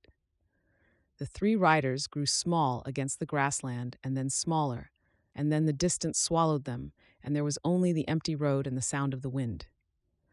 "Won't be back till evening," he had told her at breakfast, talking to his plate. "Northern fence needs checking all the way to the creek fork. That's a full day's ride there and back." He had looked at her then, the brief appraising glance that was his substitute for conversation. "Keep the house. Keep the house." As though it were a living entity that might wander off if left unattended. As though she was a dog set to guard it. Molly cleared the breakfast dishes and washed them and dried them and set them in the cupboard, and then she stood in the quiet kitchen and listened. The house settled around her, creaking in the morning heat, the timbers expanding with the slow, patient sounds of wood remembering what it was before it became walls. Outside, old Pete was in the barn.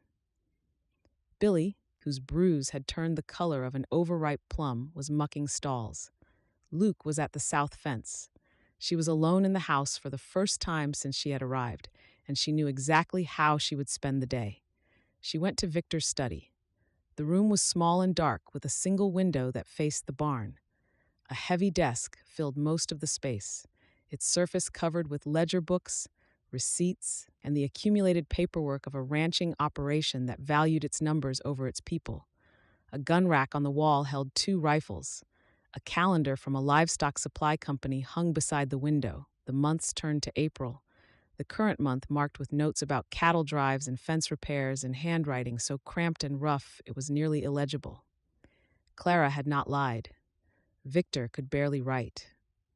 Molly opened the desk drawers one by one with the methodical care of a woman who had learned to search without leaving traces. Bills of sale, a flask of whiskey, cartridges for the rifles. None of it was of use until the bottom drawer, where behind a coil of rope she found the tobacco tin she had glimpsed on the desk days earlier, tucked away, hidden. She opened the tin. Inside, beneath a layer of loose tobacco, lay a small brass key. Her breath caught. The small brass key concealed beneath loose tobacco was the newest item in the desk, its surface worn smooth from handling. She knew which lock it fit. She replaced the tin exactly as she had found it and went upstairs. The locked door opened without resistance. The key turned smoothly, the lock clicking with a sound that was quieter than Molly expected, and the door swung inward on oiled hinges. Oiled. Someone had been in this room recently enough to oil the hinges, and the contradiction sent a chill through her that the morning sun could not warm. A locked room, but one that was also maintained. She stepped inside. The room was a woman's bedroom, preserved like a museum exhibit, every object in its place, as though the occupant had stepped out for a walk and would return at any moment. The curtains were drawn, filtering the daylight into a dim amber glow that caught the dust suspended in the still air. A 4-poster bed stood against the far wall, made up with a white coverlet and lace pillows that had yellowed with time. A wardrobe occupied the corner, its doors closed. A vanity table with a mirror sat beneath the window, its surface crowded with the small possessions of a woman's daily life. A silver-backed hairbrush, a comb, a hand mirror, a bottle of cologne with a glass stopper, a porcelain ring box with a painted lid. Dust covered every surface. A thin, even layer that had accumulated over months, perhaps years, undisturbed except by the air that moved through the gap under the door. The smell was the same one Molly had detected through the keyhole. Sweet and stale, the scent of dried flowers and old fabric and whatever it was underneath, both that she could not name. Not decay, subtler. The smell of a life interrupted, of belonging that belonged to no one anymore. Eleanor's room, Eleanor's belongings, Eleanor's life, sealed behind a locked door and preserved in amber, untouched since the day she died. Molly moved through the room slowly, her footsteps leaving prints in the dust on the floorboards. She touched the dresses hanging in the wardrobe, running her fingers along sleeves and hems. They were well made, finer than any Molly had ever owned, cut from good cloth in styles that spoke of an Eastern upbringing and the money to dress well even on the frontier. A blue wool traveling dress, a green cotton day dress with lace at the collar, a white nightgown folded on a shelf, its fabric so fine it slipped through Molly's fingers like water. Eleanor had been a woman of means, the kind of woman who brought quality with her when she came west, packed in trunks alongside her education and her expectations, and her belief that the man she had married would treat those qualities with care. The hairbrush on the vanity still held strands of dark hair caught in its bristles. Molly lifted it, and the hair glinted in the dim light, fine and dark brown. And for a moment the dead woman was real to her in a way she had not been before. Not a name, not a rumor. A woman with dark hair who had sat at this vanity and brushed that hair and looked at herself in this mirror and lived in this room with this man and died. Molly set the brush down and opened the bedside drawer. Inside lay a leather-bound diary and a bundle of letters tied with a faded blue ribbon. The letters were addressed in an elegant, educated hand to Miss Margaret Ashford, Philadelphia, Pennsylvania. Not one of them had been posted. The stamps were affixed, the addresses complete, but the envelopes were sealed and stacked, and Molly understood with a cold certainty that Eleanor had written these letters and then been unable to send them, or forbidden. She picked up the diary. It was thick, the pages dense with writing in the same elegant hand as the letters. The entries were dated, running from 2 years before Eleanor's death to within weeks of the end. 2 years of a woman's private thoughts, preserved in ink, hidden in a drawer in a room her husband had locked and kept like a reliquary. Molly sat on the floor with her back against the bed and opened the diary to the first page. The early entries were what Molly expected. The voice was calm and observant, the voice of an educated woman recording the details of a new life in unfamiliar country. March 14th. The ranch is more isolated than I imagined. Victor assures me the town is only half a day by wagon, but half a day here is not the same as half a day in Philadelphia. The roads are poor and the weather unpredictable, and I have already learned that a trip to town requires planning and permission in a way that would have struck my mother as medieval. The house is large but bare, built for function rather than comfort, and my attempts to soften it with curtains and rugs have been met with indifference. Victor sees no purpose in beauty that does not serve a practical end. April 2nd. I miss Margaret. I miss conversation. Victor is not a man who talks for the pleasure of it. He talks about cattle and land and the business of ranching, and when I attempt to discuss books or ideas or anything beyond the immediate concerns of the property, his eyes glaze and he changes the subject. I do not think he dislikes me. I think he simply does not see me, not as a person with thoughts and interests of my own. I am a presence in the house, a fixture, something that was purchased and installed, like the new stove. May 19th. I have planted a garden, tomatoes, beans, squash, and marigolds along the border for color. Victor said it was a waste of time, but did not forbid it. This is how permissions work here. He does not say yes, he simply does not say no, and I have learned to read the difference. The hands are polite. The young one, Charlie, brought me a bucket of manure for the garden without being asked. Small kindnesses. Molly turned the pages. The entries continued through the summer months, the same calm, measured voice cataloging the rhythms of ranch life. The garden grew. The isolation deepened. Eleanor wrote about the mountains with an appreciation that reminded Molly painfully of Victor's letters, or rather Clara's letters, the same eye for beauty, the same longing for someone to share it with. Eleanor had been educated, perceptive, and profoundly alone, and the diary was the only conversation she had. July 4th. The hands set off firecrackers at dusk, and I watched from the porch with a glass of lemonade and tried to feel festive. Victor was already asleep. He goes to bed when the sun goes down, as regular as the cattle, and the evenings are mine alone. I should mind the loneliness more than I do. But there is a freedom in being ignored that I did not expect. The hours between supper and bed are my own, and I fill them with letters to Margaret that I will post when next I am in town. If next I am in town. Victor has not taken me in 3 weeks. Then the tone shifted. It happened gradually, the way a clear sky clouds over, the change so slow it was difficult to pinpoint the exact entry where the weather turned. But by the 6th month, something was wrong. Eleanor's handwriting, which had been steady and flowing, began to waver. The entries grew shorter. The observations about landscape and daily life gave way to more private, more troubled entries.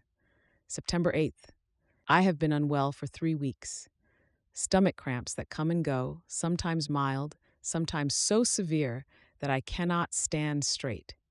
Victor says it is the water, which is drawn from the creek and boiled, but I have been drinking this water for 6 months without illness. I have also noticed that my hair is thinning. When I brush it, strands come away in the bristles in numbers that frighten me. I have written to Margaret about it, but the letter sits on my desk, unposted. There is no one to carry it to town, and Victor has not offered to take me. Molly stopped reading. She looked at the hairbrush on the vanity, the dark strands still caught in its bristles, and a cold feeling moved through her chest. She turned another page, then another, scanning the entries that followed, and the pattern that emerged made her hands go still on the paper. Eleanor was growing sicker. Entry by entry, week by week, the handwriting deteriorating, the voice growing weaker, the descriptions of symptoms accumulating with the quiet desperation of a woman who did not understand what was happening to her own body. Something was very wrong, and it went beyond bad water or mountain altitude, or any of the explanations Eleanor had offered herself in the margins of her own suffering. Molly closed the diary. The room was silent around her, the dust settling back into its undisturbed patterns, and the afternoon light through the curtains had shifted from amber to gold. She had been reading for hours. Victor would return by evening, and the diary held months more to read. She needed time. She needed quiet. She needed to understand what had happened to Eleanor Downing in the final months of her life, because the woman's own words were telling a story that did not match the one Victor told. And the distance between those two stories was the shape of a truth that Molly could feel gathering at the edge of her understanding, like a storm on the horizon. She stood, tucking the diary and the bundle of unsent letters under her arm. She checked the hallway through the cracked door. Empty. Silent. She stepped out, locked the room behind her, and carried it all to her own room, where she tucked the diary and letters under her mattress beside her father's note. The key she kept in her apron pocket. She would need it again. Then she went downstairs to start supper. Her hands steady and her face composed, and her mind turning over the words of a dead woman who had tried to tell someone what was happening to her and been silenced before she could. Chapter 9. Molly read by candlelight, her back against the headboard, the diary open on her knees. She had waited until the house was silent. Victor's boots had crossed the hallway at 9 o'clock. His bedroom door had closed, and within 20 minutes the heavy, rhythmic breathing that passed through the wall between their rooms confirmed he was asleep. Only then had Molly drawn the diary from beneath her mattress and lit the stub of candle on the washstand and settled in to read what Eleanor Downing had written in the last year of her life. The entries were worse than the ones she had read that afternoon. October 14th. The cramps woke me before dawn. They come in waves now, not the dull ache of early in fall, but something sharper, deeper. A twisting in my stomach that bends me double and leaves me gasping on the floor. I found more hair on my pillow this morning, not a few strands, a clump dark against the white linen, as though some part of me is loosening its grip, letting go. I am afraid.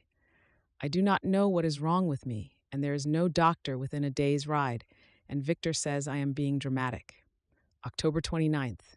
I cannot keep food down. Whatever I eat tastes of metal, a bitter, coppery flavor that coats my tongue and the back of my throat and will not leave, no matter how much water I drink.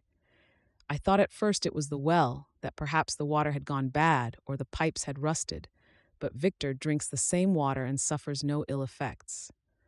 I wonder sometimes if it is the altitude. I have read that mountain air can affect the constitution of people accustomed to sea level. Perhaps that is all this is. Perhaps my body is still adjusting. Even after a year. Molly turned the page. Eleanor's handwriting, which had been so elegant and assured in the early entries, had begun to tremble. The letters leaned and wavered, the pen pressing harder in some places and barely touching the paper in others, as though the hand that held it was fighting against its own weakness. November 12th. Victor has begun preparing a tonic for me each evening. He says Dr. Harlan recommended it on his last visit to town, though I do not recall Victor mentioning a visit to Dr. Harlan before this week. It is a brown liquid in a square bottle with no label, bitter but not unpleasant, and Victor stands over me while I drink it. He says it will restore my strength. I take it because refusing would require an argument I no longer have the energy to win. Victor does not argue. He simply waits, with his hand on the bottle and his eyes on my face, until I drink. November 30th. I am worse, not better. The tonic does nothing. My hair comes out in handfuls now. My fingernails show white lines across them, strange and terrible, as though someone has scored them with a needle. My joints ache so badly that climbing the stairs takes the last of my breath, and by evening I am so exhausted that I fall asleep in my clothes. Victor says I must try harder. He says the tonic needs time to work. He prepares it every evening without fail, measuring the brown liquid into a glass with the careful attention of a man performing a ritual. And I drink it because I have no reason not to.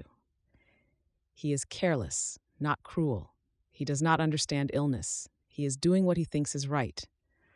Molly stopped. She read that line again. He is careless, not cruel. Eleanor had written those words with the desperate charity of a woman trying to believe the best about the man she had married, even as her body failed her, even as the evidence accumulated around her like snow. Careless, not cruel. The distinction mattered to Eleanor. It was the difference between being married to a negligent man and being married to a monster, and Eleanor had chosen the kinder interpretation because the alternative was too terrible to face. But the alternative was the truth. December 18th. The Stettin. I tried to write to Margaret today. I sat at the vanity for an hour with the pen in my hand and could not hold it steady enough to form the words. My fingers will not obey me. They tremble and cramp, and the pen slips sideways, and the sentences come out jagged and wild, as though written by a stranger. I have so many letters to send her. They sit in the drawer, stamped and addressed, ready to post. But Victor has not taken me to town in 2 months, and when I asked him to post them for me, he said he would get to it. He did not get to it. The letters remain in the drawer, and Margaret remains in Philadelphia unknowing, and I am here growing weaker by the day, and I do not understand why. Molly's hands were cold. The candle flame guttered in a draft from the warped window, sending shadows leaping across the walls, and the diary in her lap was heavy with the weight of a woman's final months, recorded in ink that grew fainter as the writer grew weaker. Those symptoms were unmistakable. Her father had been a schoolteacher, but he had also been a man who read extensively. His shelves held poetry and history and theology, and tucked between the Tennyson and the Dickens, a medical compendium that Molly had discovered at 14, and read with the morbid fascination of a girl learning for the first time that the body was not as solid and reliable as she had believed it to be.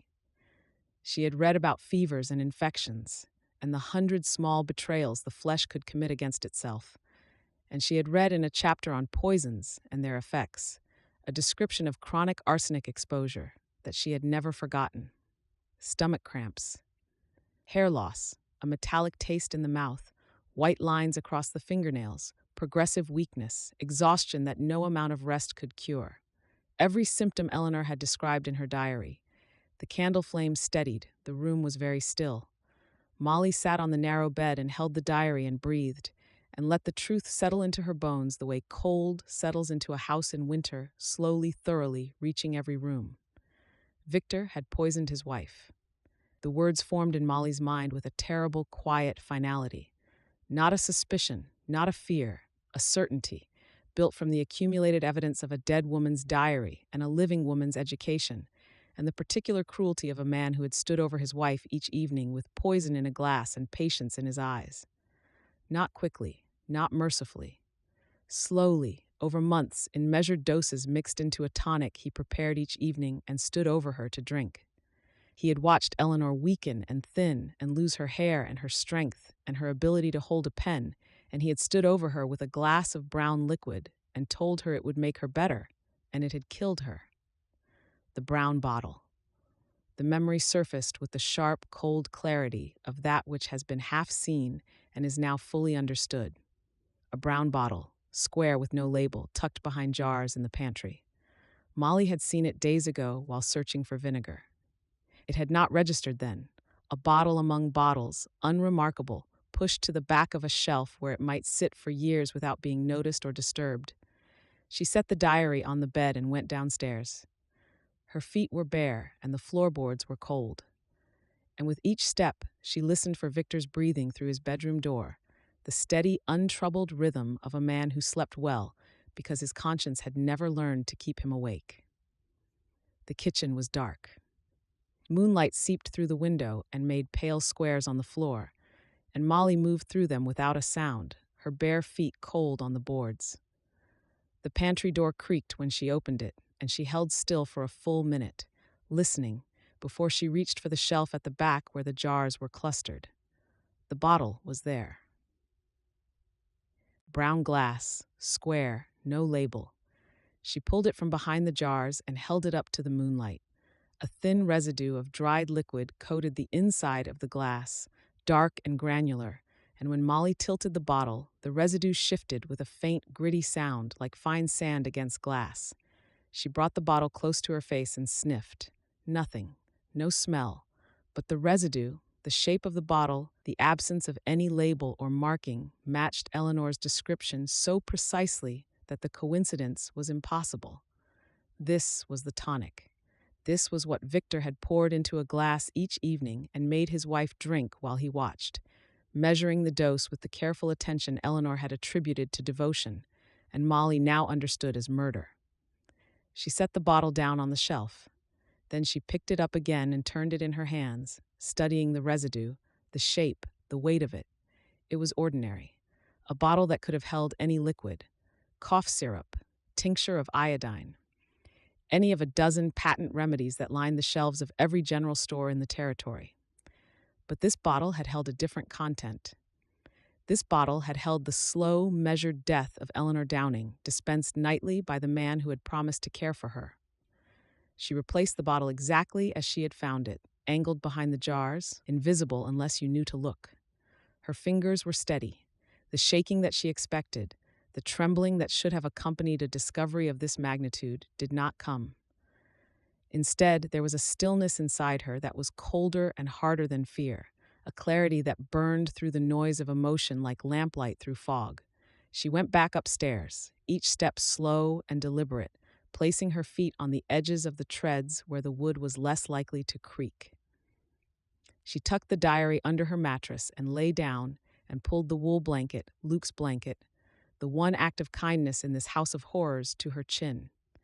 She stared at the dark ceiling and thought about Eleanor and Victor and the brown bottle in the pantry, and the thoughts arranged themselves into a pattern so clear and so terrible that she could not look away from it. She opened the diary one more time. The last entry was dated 3 weeks before Eleanor's death. January 9th. I can barely hold the pen. I am so tired.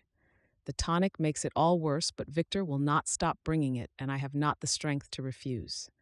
I have asked God to watch over me. I have asked God to send someone who will read these words and understand what I cannot say aloud. I do not think I will write again. My hand will not allow it. If Margaret ever receives my letters, but she will not receive them. Victor will see to that. He sees to everything. Molly closed the diary and pressed it flat against her chest. She lay in the dark and listened to the house settle around her, the timbers creaking, the wind pressing against the warped window, the silence of a ranch at the edge of the world where a woman had died slowly and painfully and alone, writing her testimony in a diary that no one had read until now. Eleanor had asked God to send someone. She had asked for a witness. She had written her truth in a book and hidden it in a drawer, and hoped with the desperate, fading hope of a dying woman that someone would find it and understand. Molly was that witness. She held the dead woman's words against her heart, and outside the window, The mountains stood in silver moonlight, enormous and silent, and she had no idea what to do about any of it. Chapter 10. The key would not go back in the tin. Molly stood in Victor's study with the tobacco tin in one hand and the brass key in the other, and her fingers would not cooperate. They trembled and fumbled, and the key slipped twice against the edge of the tin, clinking against the brass with a sound that was too loud in the silent house. She pressed her wrist against the desk to steady her hand and tried again, and this time the key slid beneath the layer of loose tobacco and dropped into its place, and she closed the lid and set the tin at the back of the bottom drawer exactly as she had found it. She had already been to Eleanor's room. She had replaced every item she had disturbed, dusting the floorboards where her footsteps had left prints, adjusting the bedside drawer so the gap where the diary had been was not visible. The unsent letters she had also taken. They were under her mattress now, wrapped in a petticoat alongside the diary, tucked between the ropes and the thin straw padding where no one would think to look. She closed the study drawer and stood in the dim room and breathed. Her hands were still shaking. She pressed them flat against her skirt and held them there until the trembling stopped, and then she left the study and closed the door behind her and went to the kitchen to start supper. The potatoes were on the boil. The salt pork was frying. The kitchen was filled with the ordinary sounds and smells of a meal being prepared, and Molly stood at the stove, stirred the pan, and tried to remember what her face was supposed to look like when she was not carrying the knowledge that the man she cooked for had murdered his wife. Victor came back at dusk. She heard the horses first, the heavy drum of hooves on the road, and then his voice in the yard, loud and flat, giving orders to the hands who had ridden with him. The door opened. His boots crossed the hallway. He appeared in the kitchen doorway, hat in hand, his face reddened by a day of sun and wind. "Supper ready?" "Yes, sir, 5 minutes." He sat at the table and waited. Molly brought him coffee and then the plate, salt pork and potatoes and cornbread, and she set it before him with hands that she forced to be steady, her fingers wrapped around the edges of the plate so he would not see if they shook. He ate without comment. He drank his coffee. He reached across the table for the salt, and when his arm crossed in front of her, she stepped back so sharply that the movement was visible. Victor looked up. "Something wrong?" "The stove is hot. I didn't want to bump you." He held her gaze with those small, sharp eyes, and Molly kept her face blank and the sweat gathered at the small of her back. Then he turned back to his plate and ate, and Molly went to the sink and gripped the edge of the basin and breathed until her heart slowed. She served the hands at the bunkhouse table. She cleared the dishes, washed and dried them, and put them away, and the whole time Eleanor's handwriting burned behind her eyes. The shaky, desperate words of a woman who had drunk poison from her husband's hand and called him careless, not cruel, because the truth was too terrible to face. Molly was facing it now, and the truth was this: she was living in a house with a murderer, and she had no way out. She lay awake and counted her options. The diary was under her mattress. The letters were with it. Together, they constituted evidence that Eleanor Downing had been poisoned by her husband over a period of months, and the brown bottle in the pantry, if it contained what Molly believed it contained, would support that evidence with physical proof. But evidence held no meaning without someone to present it to. The nearest town was hours away by wagon. Molly did not own a horse, and Victor had forbidden her to ride alone. She had a little money, but a train ticket would cost most of that, and a train ticket to where? Back east, to Edna and Hargrove? The cage she had fled was still standing, its door still open, waiting for her to walk back through it. She could go to the sheriff. Clara had mentioned him. A fair man, she had said. But fair men in small towns knew which side their bread was buttered, and Victor Downing owned half the land in the territory and had friends in the government. A woman with a diary and a bottle against a man with money and connections. The mathematics of power were not in her favor. She could tell Luke.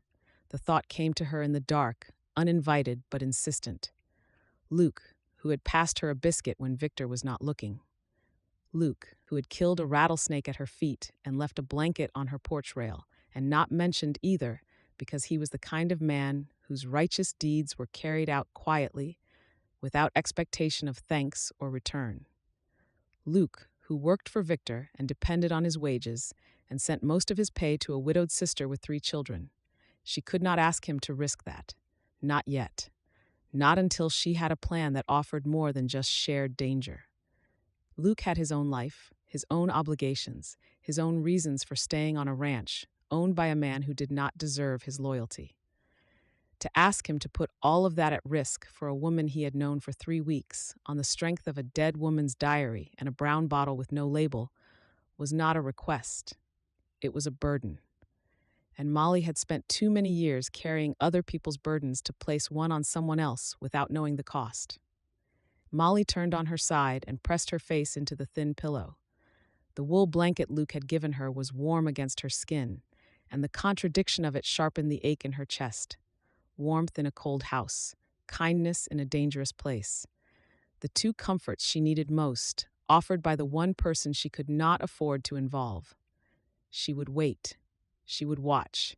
She would keep her face blank and her hands steady and her voice even, and she would look for a way out that did not require anyone else to pay the price. The days that followed were the longest of Molly's life. She cooked and cleaned and mended, and the work was the same as it had been before, but every other aspect was different. The kitchen where she peeled potatoes was the kitchen where Eleanor had eaten her poisoned meals. The hallway she swept was the hallway Eleanor had walked, growing weaker, growing thinner, growing closer to death with every step. The dining table where Victor sat and ate his supper was the table where he had sat across from his dying wife as her hands trembled and told her to take her tonic. Everything about him was clear now, every detail she had missed before suddenly visible. The way he controlled the flow of information on the ranch, deciding who spoke to whom, who went to town, who carried messages, the way he monitored the comings and goings of every person on the property, noting arrivals and departures with the automatic vigilance of a man who understood that isolation was his most powerful tool. The way the hands avoided his gaze, not from disrespect, but from the learned wariness of men who had seen what happened when his attention turned sharp. The ranch was not a home. It was not a business. It was a system of control, maintained by one man's temper and wealth, and the vast, indifferent distance that separated this property from everything else. Victor Downing had built himself a kingdom where his word was law and his anger was justice, and no one could leave without his permission. And Eleanor had lived in that kingdom and died in it, and Molly was living in it now. The strain began to tell. She dropped a plate at supper.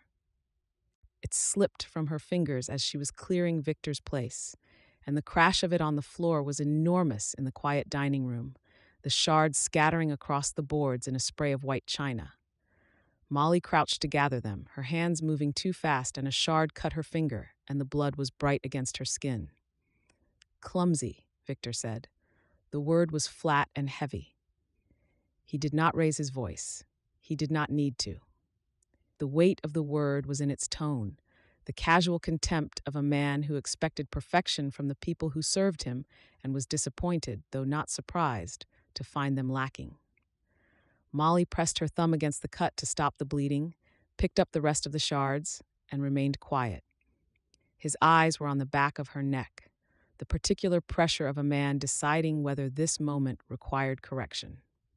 She carried the broken pieces to the kitchen and dropped them in the waste bin and stood at the sink with her cut finger under the pump, and the water was cold and clear, and the blood ran pink into the basin, and she breathed in and out, until the trembling stopped. When she turned around, Luke was in the doorway. He stood on the threshold between the porch and the kitchen, one hand on the doorframe, his hat in his other hand. He had come to return the supper platters, and the empty dishes were stacked on his arm with the easy balance of a man accustomed to carrying what mattered. He was looking at her, not at the broken plate, not at the cut finger, at her face.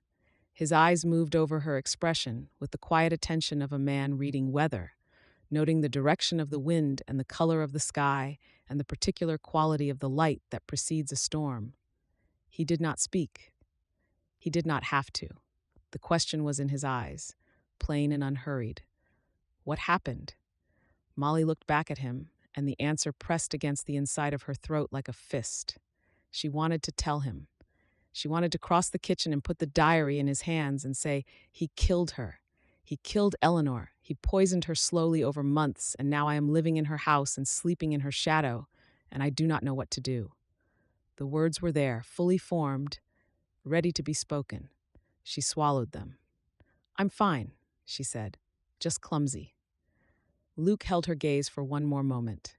Then he set the platters on the counter and put his hat on and walked back out into the evening.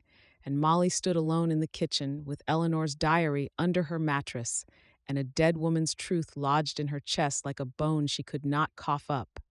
She had to change the trajectory. She could not carry this alone much longer. The weight of what she knew was pressing against the walls of her silence, and the walls were cracking. Chapter 11. There had been a change in her, and Luke could not stop watching.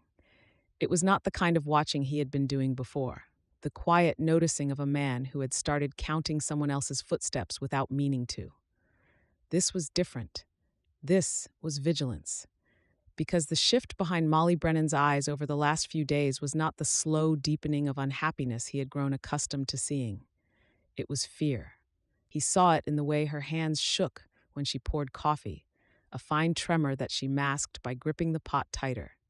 He saw it in the way she flinched when Victor's chair scraped the floor, her shoulders jumping half an inch before she caught herself and forced them back down. He saw it in the way she moved through the house with the careful, deliberate steps of someone measuring every sound she made and every shadow she cast, as though she were walking through a room full of sleeping snakes. Luke had seen fear before. He had seen it in cattle when a storm rolled in, the whites of their eyes showing and their bodies rigid with the instinct to bolt. He had seen it in men who had caught themselves on the wrong side of a bluff in a rock slide, that frozen moment between understanding and action. He had seen it in his sister Ruth's face the night her husband's horse came home without a rider. And she had stood on the porch in the dark and known before anyone told her what the empty saddle meant. Molly's fear was different from all those. Molly's fear was contained. It lived behind her eyes and under her skin and never once reached her voice or her movements, except in those small betrayals, the tremor, the flinch, the sudden stillness when Victor's footsteps sounded in the hallway. She was hiding it. She was hiding it well.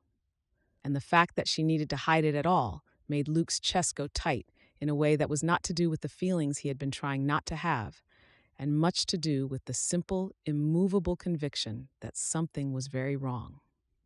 He found her at the creek. It was late afternoon, the sun dropping toward the mountains, the light going amber and long. Victor had ridden to the south pasture with old Pete and would not return for an hour. Luke had finished his fence work early and was walking back to the barn when he heard the sound of water, and beneath it, another sound so quiet it was almost inaudible beneath the rushing of the creek and the wind through the cottonwoods. Crying. Not the open, unguarded crying of someone who had given themselves over to grief. The careful, controlled crying of someone who could not afford to be heard. The kind of crying you learn to do when the walls are thin and the person on the other side of them is dangerous. She was kneeling at the edge of the creek, her arms elbow deep in soapy water, scrubbing a shirt against the rocks with mechanical intensity. Her shoulders were shaking. Her face was wet, but the wetness might have been creek water or sweat, and if she had not looked up when his boot cracked a twig, he might have walked past and pretended he had not seen. But she looked up, and her eyes met his, and the expression in them was not embarrassment or anger or the instinctive closing off of a woman caught in a private moment. It was relief, raw and unmistakable, and so profound that it stopped him where he stood. Luke took off his hat. He held it in both hands. He stood 10 feet away at the edge of the cottonwood shade, and he asked the only question he had. "Are you all right?" She stared at him. Her hands were still in the water, the shirt forgotten, the current pulling at the fabric. Her chin was trembling, and her lips were pressed together so hard they had gone white, and she was holding herself together the way a person holds together a cracked jar, with both hands and the knowledge that one wrong movement will finish the job. "No," she said. "I am not all right." He waited. He did not step closer. He did not reach for her. He stood where he was and held his hat and let the silence stretch between them, because he had learned a long time ago that the best way to let someone talk was to give them the space to start. "Victor killed Eleanor," Molly said, "and I can prove it. I'm listening." She pulled her hands from the water and dried them on her apron. Her fingers were red from the cold and the scrubbing, and she pressed them together in her lap as though trying to stop them from shaking by sheer force of will. Then she told him. She told him about the locked room and the key in the tobacco tin. She told him about Eleanor's bedroom, preserved like a shrine, the dresses still hanging in the wardrobe, and the hairbrush still holding strands of dark hair. She told him about the diary, the unsent letters, the elegant, educated handwriting that grew shakier with every entry. She told him about the symptoms, stomach cramps that bent Eleanor double, hair falling out in clumps, a metallic taste that coated her tongue and never left, white lines across her fingernails, exhaustion so deep that climbing the stairs left her gasping, and the tonic, the brown liquid in the square bottle that Victor prepared for her each evening and stood over her to drink.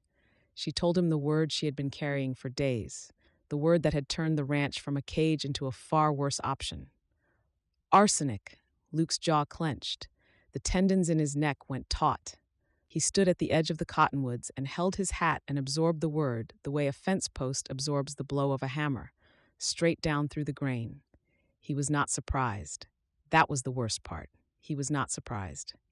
"I always knew something was wrong about her death," he said. His voice was quiet. The creek rushed between them, cold and indifferent. "She was healthy when I came here, strong. She worked the garden, and she rode, and she was fine. Then she started getting sick, and she got sicker, and Victor said it was consumption, and the doctor said it was consumption, and she died. All inside of a year." He paused. He looked at the water. "Consumption takes people. I've seen it. My father died of it, but my father coughed blood for 2 years before the end, and Eleanor never coughed. Not once. She just got weak. She just faded." "It wasn't consumption," Molly said. "No, I don't think it was." He pulled a breath in through his nose and let it out slowly. 6 years he had worked for Victor Downing. 6 years of watching the man operate, the way he controlled every person and every transaction on this property, the way he treated the hands like equipment and the cattle like investments, and the women who passed through his life like acquisitions to be managed. Luke had told himself it was none of his business. He had told himself that a man's marriage was his own affair, and that Eleanor's decline, however strange, however sudden, was a private tragedy that had nothing to do with a hired hand whose job was to mend fences and drive cattle and send money home to his sister. He had been wrong, and the wrongness of it sat in his gut like a cold stone. They stood on opposite sides of the creek and looked at each other across the water, and the understanding that passed between them was not the understanding of two people who had just learned something new. It was the understanding of two people who have each been holding half of a terrible truth and have only now placed the pieces together. "I have the diary," Molly said, "and the letters she tried to send to her cousin. The bottle is still in the pantry. If I can get them to the sheriff." "Bradshaw. Is he honest?" Luke considered this. Tom Bradshaw was a careful man, neither bold nor corrupt, the kind of lawman who kept the peace by avoiding trouble rather than confronting it. But he was not in Victor's pocket. He did not owe Victor. And he was the kind of man who, once presented with evidence he could not ignore, he would act on it because the alternative was to become that with which he could not live. "He's fair," Luke said. "If you put the proof in his hands, he'll look at it. He won't be able to ignore a diary that spells out how a woman was poisoned. Then I need to get to town." "You need to get to town without Victor knowing why." Luke put his hat on. The sun was lower now, the shadows stretching across the grass, and Victor would be back within the hour. "We can't act in haste. If he finds out what you know, you'll be in danger. the kind of danger that doesn't leave room for second chances. I know. Then we plan, carefully. We pick the right moment, and we move together, and we do not give him a single reason to suspect until we are already gone. He paused, running through the distances in his head. Town was a half-day by wagon, shorter on horseback if you pushed. The main road was the fastest route, but also the most exposed. There was a trail through the hills that added 2 hours but kept you out of sight of the ranch. He would need to think about it. He would need to think about all of it. He held her gaze. The creek rushed between them, the water catching the last of the sun and throwing it back in fragments of gold. I will not leave you here, Molly. Do you hear me? I will not leave you here with him. Her chin trembled. She pressed her lips together and nodded once, a short, fierce motion that was more than agreement. It was trust. The trust of a woman who had been carrying an unbearable weight alone and had just set half of it down on someone else's shoulders, and the relief of it was in her eyes. The fear was still there, too, because trusting someone was her most dangerous act since she found the diary. We'll find a way, Luke said. I promise you that. He turned and walked back toward the barn. The grass was dry under his boots, and the air smelled of dust and sage and the particular sweetness of cottonwood sap warming in the late sun. His hands were steady at his sides. His stride was even. If anyone had been watching, they would have seen a man walking back from the creek at the end of a long day, which was not remarkable or worth mentioning to the boss. But the stone that had been sitting in his chest for weeks had shifted. It had moved from a place of helpless watching to a place of purpose. From the dull ache of a man who sees wrong and does not act, to the sharper, cleaner ache of a man who has decided to act. Luke Dawson knew how to carry purpose. It was lighter than guilt and steadier than anger, and it gave his steps a direction they had not had in years. He had work to do. Chapter 12. Victor brought up the wedding at breakfast, the way he brought up all subjects, as a statement rather than a question. Preacher comes through on Wednesday, he said, cutting his bacon with the small, deliberate movements of a man who treated even his meals like business. I've sent word to have him stop here. We'll do the ceremony in the parlor. No sense making a fuss. Molly set down the coffee pot. Her hand did not shake. She had been expecting this.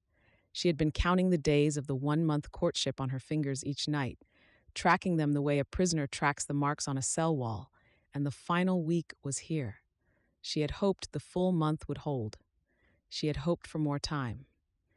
Wednesday is 3 days early, she said. Our agreement was 1 month. Our agreement was a courtship. I've courted you. You've been here nearly a month. You've seen the ranch. You've seen how I live. There's no more to learn. He mopped egg yolk with a piece of biscuit and ate it without looking at her. Wednesday, the preacher's coming regardless. No point in wasting his trip. I haven't said yes, Mr. Downing.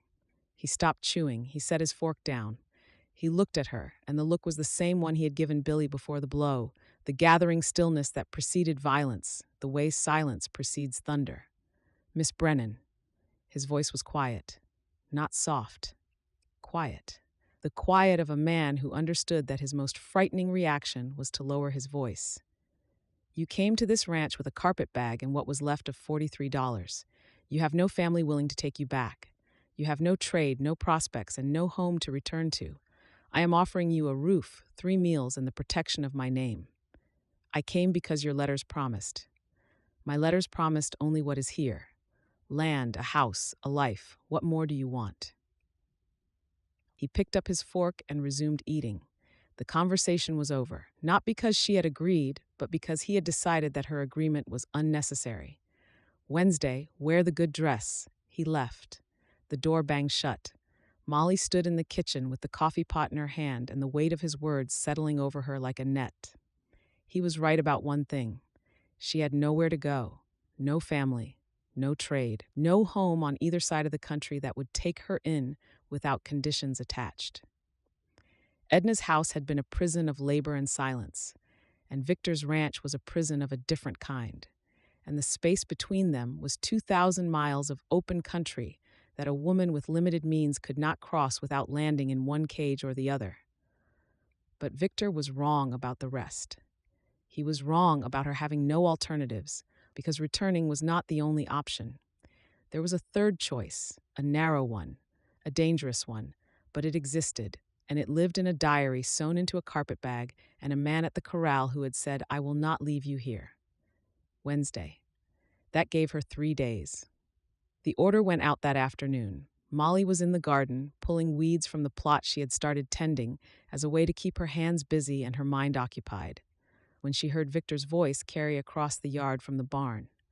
He was speaking to old Pete and two of the younger hands, and his tone was the particular combination of casual and absolute that meant he was giving instructions he expected to be followed without question.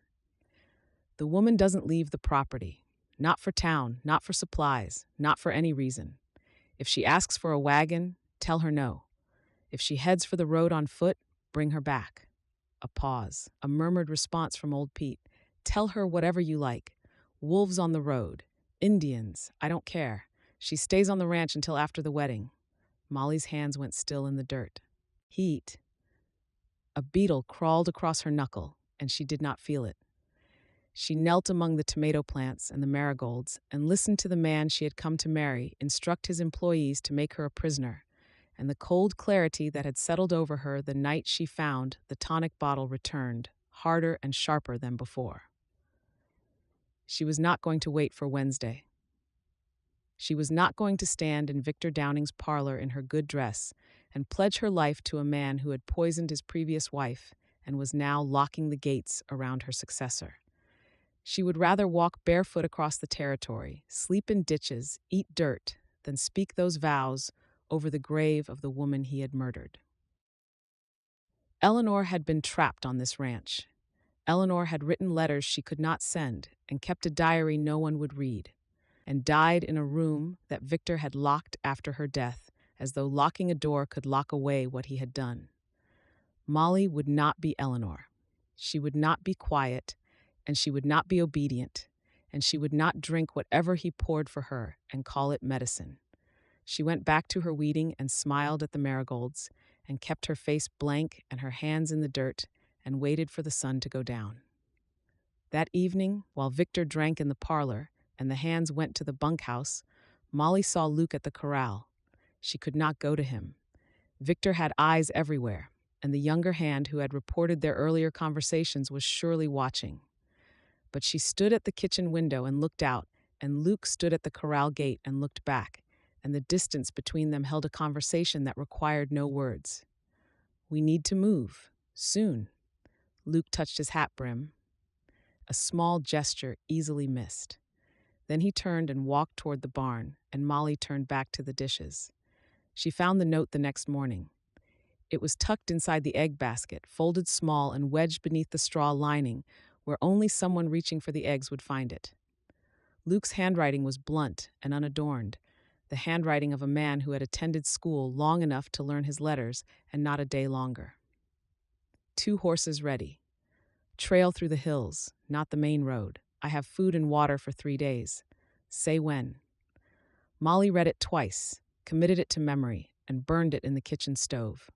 The paper caught quickly, curling black at the edges, and the words disappeared into ash before the kindling had fully caught. She stirred the ashes with the poker until it disappeared completely. Luke was preparing. She had trusted him to know what to do, and he had done it without hesitation. 2 horses meant he had chosen the animals already, which meant he knew which ones could handle a long, hard ride over rough country. Food and water for 3 days meant he was planning for the possibility that the route to town would take longer than expected, or that they might need to camp if pursuit closed the main road. The trail through the hills meant he had thought about the terrain, about the angles of sight from the ranch, about the places where riders on the main road could be seen for miles, and riders in the hills could not. All of this he had done quietly, between his daily work under Victor's nose, with the careful, methodical discipline of a man who understood that the difference between escape and capture was in the details. That afternoon, while carrying wash water from the pump, Molly saw Luke in the barn through the open doors. He was checking the hooves of the bay mare, the same horse he had taught Molly to ride, and beside her stood a rangy sorrel gelding with a deep chest and long legs. A bedroll was already tied behind the sorrel's saddle, and a pair of saddlebags hung from a hook on the wall, bulging with provisions. Luke glanced up, saw Molly watching, and gave a single nod. Then he went back to the hooves.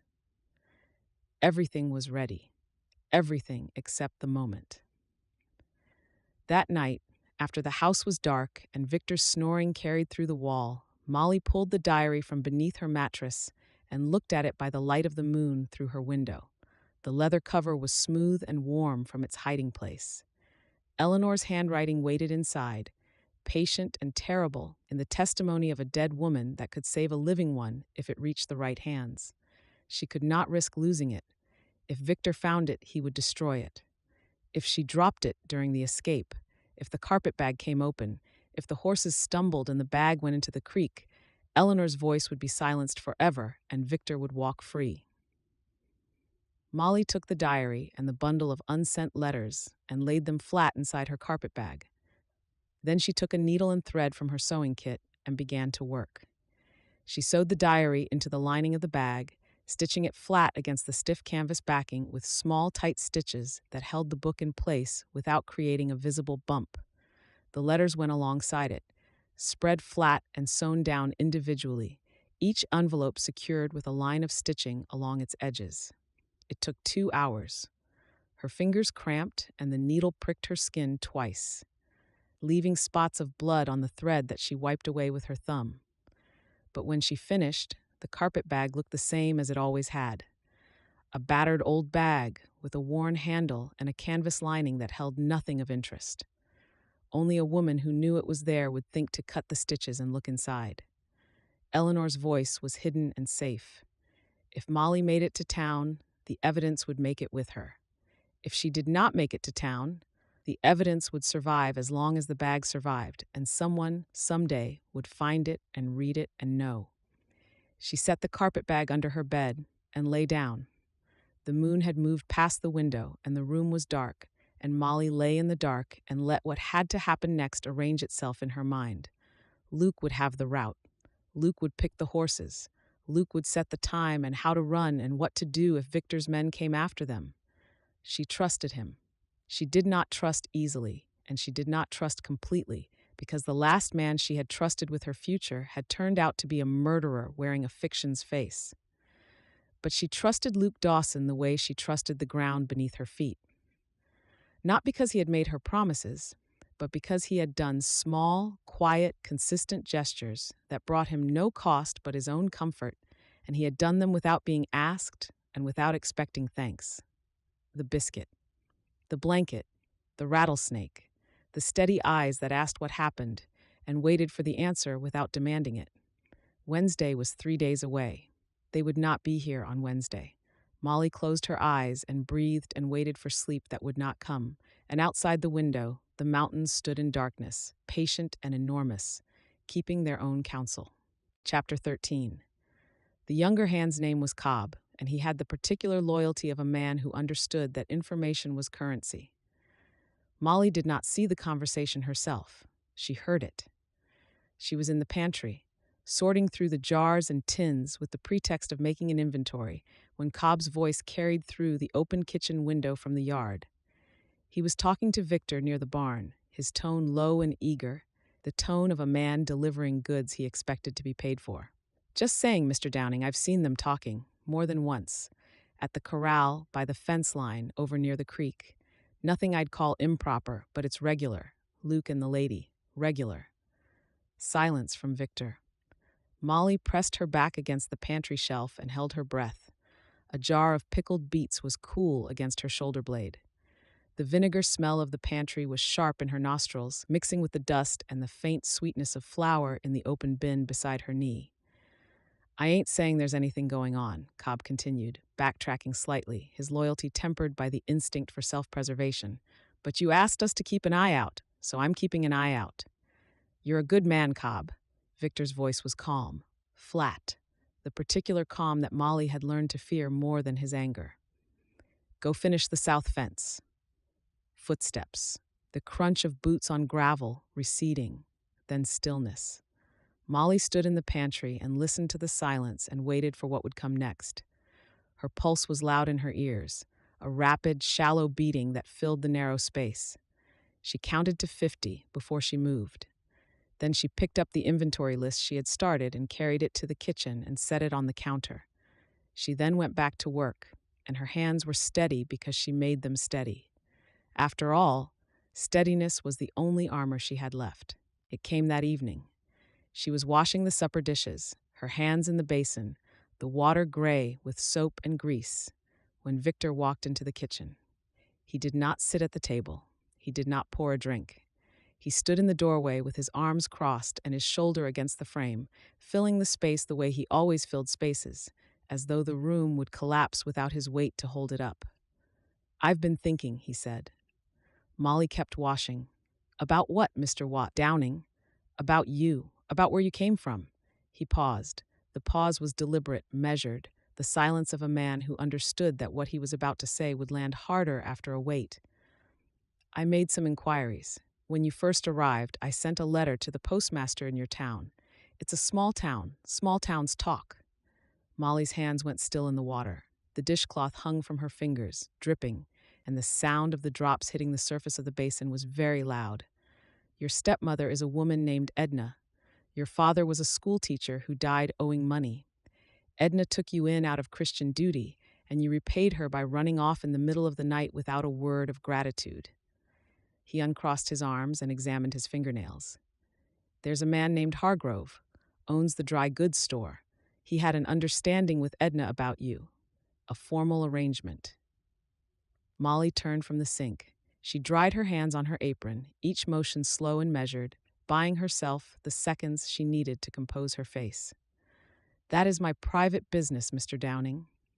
"It was your private business. Now it's mine." His voice was pleasant. That was the worst part. He was not angry. He was not threatening. He was making conversation, the way a man makes conversation about the weather or the price of cattle, and the pleasantness of it was more terrifying than any shout.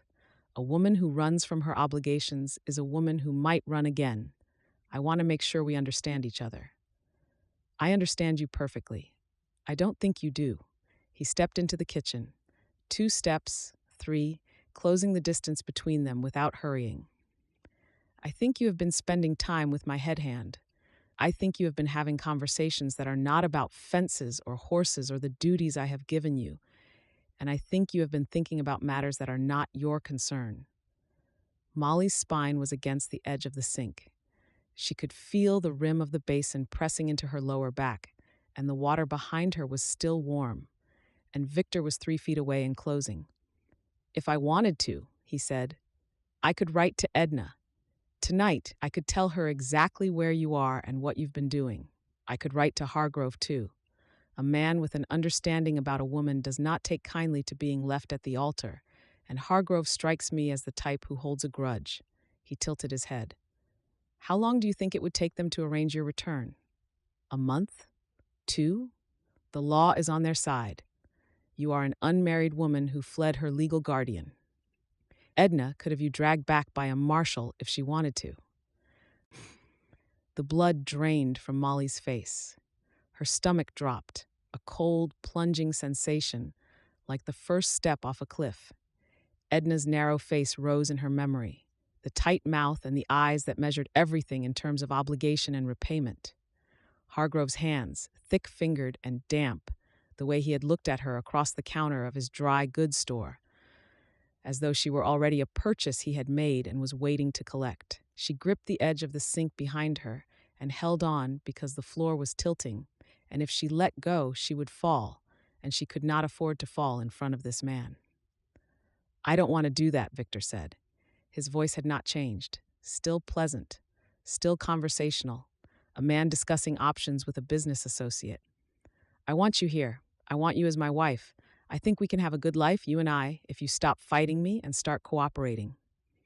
Wednesday is 2 days away. The preacher is coming. All you have to do is say yes." Molly stayed quiet. Her throat had closed. "Now, about Dawson." Victor turned and walked to the table and sat down, crossing one ankle over his knee, settling into the posture of a man who had all the time in the world.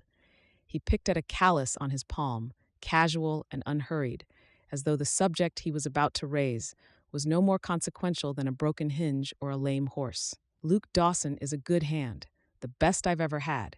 I would hate to lose him. But if I find out that you have been near him again, talking, walking, standing within 10 feet of each other for any reason that is not the business of this ranch, I will dismiss him without pay, without a reference. And I will make sure every rancher in the territory knows that Luke Dawson is not a man who can be trusted around another man's woman. The words fell, one after another, each one heavier than the last. Luke, who sent every dollar he could spare to a widowed sister with 3 children in Missouri. Luke, who had stayed on this ranch for 6 years because the pay was steady and Ruth needed it. Luke, who had risked it all already by agreeing to help Molly escape, and who would lose it all if Victor carried out this threat. "Do we have an understanding, Miss Brennan?" "Yes," Molly said. The word tasted like copper. "We have an understanding." Victor smiled.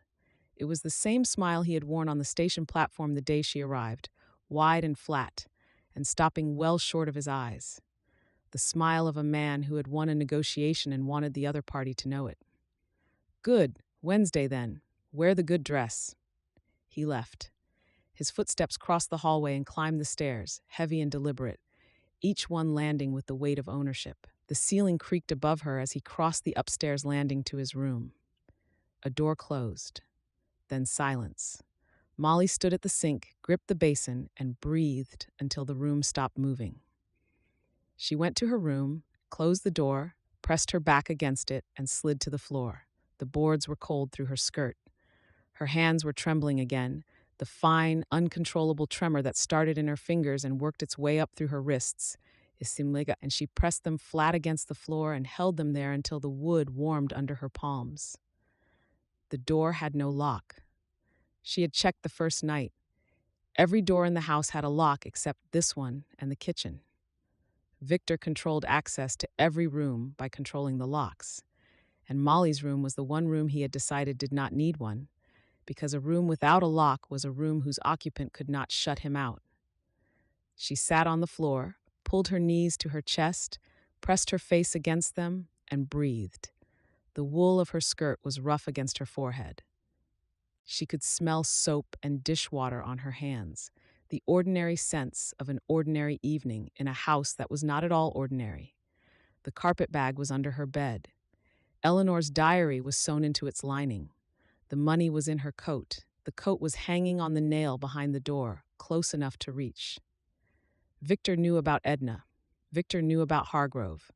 Victor had written letters and made inquiries and built a case against her, piece by piece, the way a man builds a fence, and the fence was closing in on every side.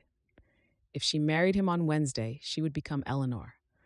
The next woman in the locked room, the next set of dresses hanging in the wardrobe, the next hairbrush with strands still caught in its bristles, the next diary that no one would read. If she ran and failed, Victor would destroy Luke. He would write to Edna.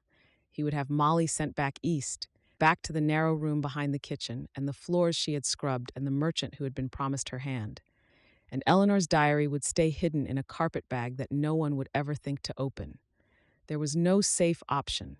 There was only the least dangerous one, and the least dangerous one was the one that ended with her on a horse before dawn, riding hard for town with Eleanor's words sewn against her spine. Luke would understand. Luke, who had said, "I will not leave you here," and meant it with the quiet certainty of a man who understood what it cost to make a promise and what it cost to break one. Luke, who had 2 horses ready and food for 3 days, and a trail through the hills that kept them out of sight. Tomorrow, not Wednesday, tomorrow. She stood. She smoothed her dress. She checked her face in the small mirror above the washstand and made it blank. Blank as the sky, blank as the snow on the mountaintops, and she went downstairs to finish the dishes. Chapter 14. The house went dark at 10. Luke sat in the barn with his back against a stall post, his hat tipped forward, and waited. The lantern was out. The only light came from the moon through the gaps in the barn wall, thin silver lines that fell across the straw-covered floor like the bars of a cage. The bay mare stood in her stall, already saddled, her ears flicking at the sounds of the night. The sorrel gelding stood beside her, also saddled, his head low and his eyes half closed, conserving his energy the way a good horse does when it senses that the work ahead will be hard and long. Luke had packed the saddlebags that afternoon, one item at a time, spacing the work between his regular duties so that no one would notice a pattern. Jerky, hardtack. 3 canteens filled from the pump behind the bunkhouse, a bedroll tied behind the sorrel's saddle, a coil of rope, a box of matches, his skinning knife in its sheath, tucked into the left saddlebag where he could reach it without fumbling.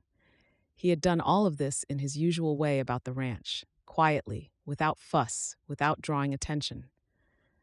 6 years of working for Victor Downing had taught him the particular discipline of invisibility, the art of being useful enough to keep but unremarkable enough to ignore, and that discipline served him now in a way Victor had never intended.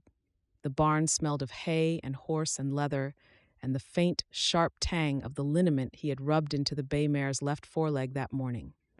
The leg was sound. He had checked it twice. He had checked everything twice, because the difference between a plan and a disaster was in the details, and the details were all he had. She came at 11. He heard her before he saw her, the soft creak of the back door, the whisper of boots on grass, then the darker shape of her in the barn doorway, her carpetbag in one hand and her coat buttoned to her chin, standing very still while her eyes adjusted to the darkness. "Luke, here." She crossed the barn floor and stopped 3 feet from him, close enough for the thin moonlight to show her face. She was pale. Her jaw was set. Her eyes held the particular brightness of a person who has committed to a dangerous task and knows it and has decided to be frightened later when there is time. "What did he say to you?" Luke's voice was low. He had been turning the question over since afternoon, when he had seen Molly cross the yard from the kitchen to the house with a face like stone. Something had happened, and it had moved their timetable from days to hours. Molly set her carpetbag on the floor. "He knows about Edna, my stepmother. He wrote to her weeks ago. He knows about Hargrove, the man she had an arrangement with. He threatened to write to both of them and have me sent back east." Luke's jaw tightened. The muscles along the side of his face pulled taut, and he pressed his back teeth together until the ache of it steadied him. He had known Victor was thorough. He had not known Victor was this thorough. "And he knows about us," Molly said. "Cobb has been reporting to him. Our conversations. The time we have spent together. Victor told me that if I go near you again, he will dismiss you without pay and make sure you never work in Montana again." The words landed in the dark barn and sat there. Luke heard them and absorbed them and let them settle into the place where the cold stone had been sitting since the day Molly told him about the diary. The stone did not grow heavier. It grew colder. Ruth, 3 children. The money he sent every month. The letters from his sister that arrived like clockwork, grateful and careful, and never asking for more than he could give, because Ruth understood what it cost him to earn it and would never put a price on his conscience that he could not afford to pay. If Victor carried out that threat, the money would stop. Ruth would manage. She always managed. But managing and living were not the same, and the difference between them was the difference between his sister's children eating meat once a week and eating it once a month. And Luke had spent 6 years making sure that difference stayed on the right side of the line. He looked at Molly in the thin moonlight and understood with the clarity of a man who has run out of alternatives that the line had moved. "We leave before dawn," he said, 2 hours before first light. "I will bring the horses to the back of the house. You be ready." "I am ready now." "I know, but we leave at 4. The hands wake at 5, Victor at 6. That gives us a 2-hour start at minimum. If we go now, the horses' hooves on the road might wake old Pete, and Pete sleeps light." He picked up a piece of straw and turned it between his fingers, the small, habitual motion of a man who thought better with his hands occupied. "The route goes through the hills, not the main road. The main road runs straight from the ranch to town, and you can see riders on it for 5 miles in either direction. Anyone Victor sends after us would spot us inside an hour. The hills are slower, by 2 hours. maybe 3, depending on the river crossing. But the hills are covered, pine forest and ridge lines and draws where 2 riders on horseback can move without being seen from below. I have ridden that trail a dozen times, hunting and running strays. I know every turn. Molly was quiet.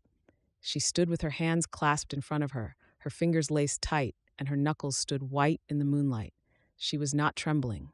She was holding herself so still that the absence of trembling was itself a kind of effort, the effort of a woman who had decided that she would not shake until she could afford to. When we reach town, Luke said, we go straight to Bradshaw. The sheriff. He is a careful man, not bold, not the kind who will ride out with a posse on the strength of a woman's word alone. But he is fair. If you put that diary in his hands and the letters and whatever is in that bottle, he will read them and he will act. He will not be able to do otherwise. And if Victor follows us? Victor won't follow. Victor sends men. He will send Cobb because Cobb is loyal and fast, and he will send Mercer because Mercer does not ask questions. They are good riders, better than you, worse than me. On the main road, they would catch us in 3 hours. Through the hills, they will not know the trail. They will have to track us, and tracking takes time, and time is what we need. Clara, Molly's voice was steady. Clara Fenton will testify. She wrote Victor's letters for him. $5 a letter. She told me she feels guilty about it. If Bradshaw needs a witness beyond the diary, Clara will help. She is a good woman who did wrong for money and has been carrying the weight of it ever since. Luke set the straw down and looked at Molly. You have the diary? Sewn into the lining of my bag, the letters too, and a little money in my coat. Good. They stood in the barn in the darkness and the silence, and the horses breathed behind them in their stalls, slow and deep, and the night pressed against the walls like water against a dam. Somewhere beyond the barn, a coyote called, a high, lonely sound that rose and broke and faded into the empty sky. Luke. Molly's voice had changed. It was quieter now, stripped of the iron she had been holding in it. You do not have to do this. You understand that. What Victor will do to you if this fails. Your sister, your wages, your reputation, everything you have spent 6 years building. You are risking all of it for a woman you have known for 3 weeks and a dead woman who has no bearing on you. He looked at her. The moonlight caught the edge of her jaw and the line of her throat and the dark curve of her hair where it fell against her collar. She was thin and tired and frightened, and she was giving him a way out. And the fact that she was giving it to him, that she would rather face Victor alone than take from Luke that which he could not afford to lose, made the ache in his chest sharpen to the extent that he could not pretend it was other than what it was. He had no name for it, not yet. Naming it would come later if there was a later, if the horses held and the trail was clear, and the sheriff was the man Luke believed him to be. For now it was enough to know that the ache was there, and that it pointed in one direction, and that the direction was her. I know what I'm risking, he said. I've known since the creek. She stared at him. Ruth will understand, he said. She lost a husband to a horse that threw him on a bad road in bad weather because the man who owned the horse was too cheap to shoe it properly. She knows what it looks like when a man with money treats the people around him like property. She would not want me to stay here and watch it happen again. Molly's chin trembled. She pressed her lips together, and the trembling stopped, and she nodded once, the same short, fierce motion she had made at the creek, and the trust in it was the heaviest Luke had ever been given.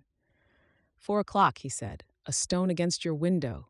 Be dressed, be ready, bring only what you cannot carry at a run. The bag and my coat, that is all. That is all. She picked up her carpet bag. She looked at him once more, and her eyes in the moonlight held all that she could not say and all that he could not answer, and the silence between them was not empty. It was full. It was the fullest silence Luke had ever stood in, and it held more than any words he knew how to speak. She turned and crossed the barn floor and slipped through the doorway and was gone. Her footsteps whispered across the grass, and the back door opened and closed, so softly that the sound barely reached him. Luke stood alone in the dark barn with two saddled horses and the smell of hay and leather and the weight of what morning would bring pressing down on his shoulders like a yoke. He checked the cinches, he checked the saddlebags, he checked the canteens and the bedroll and the rope and the knife. Then he sat down against the stall post and tipped his hat forward and closed his eyes. He would not sleep. He knew that.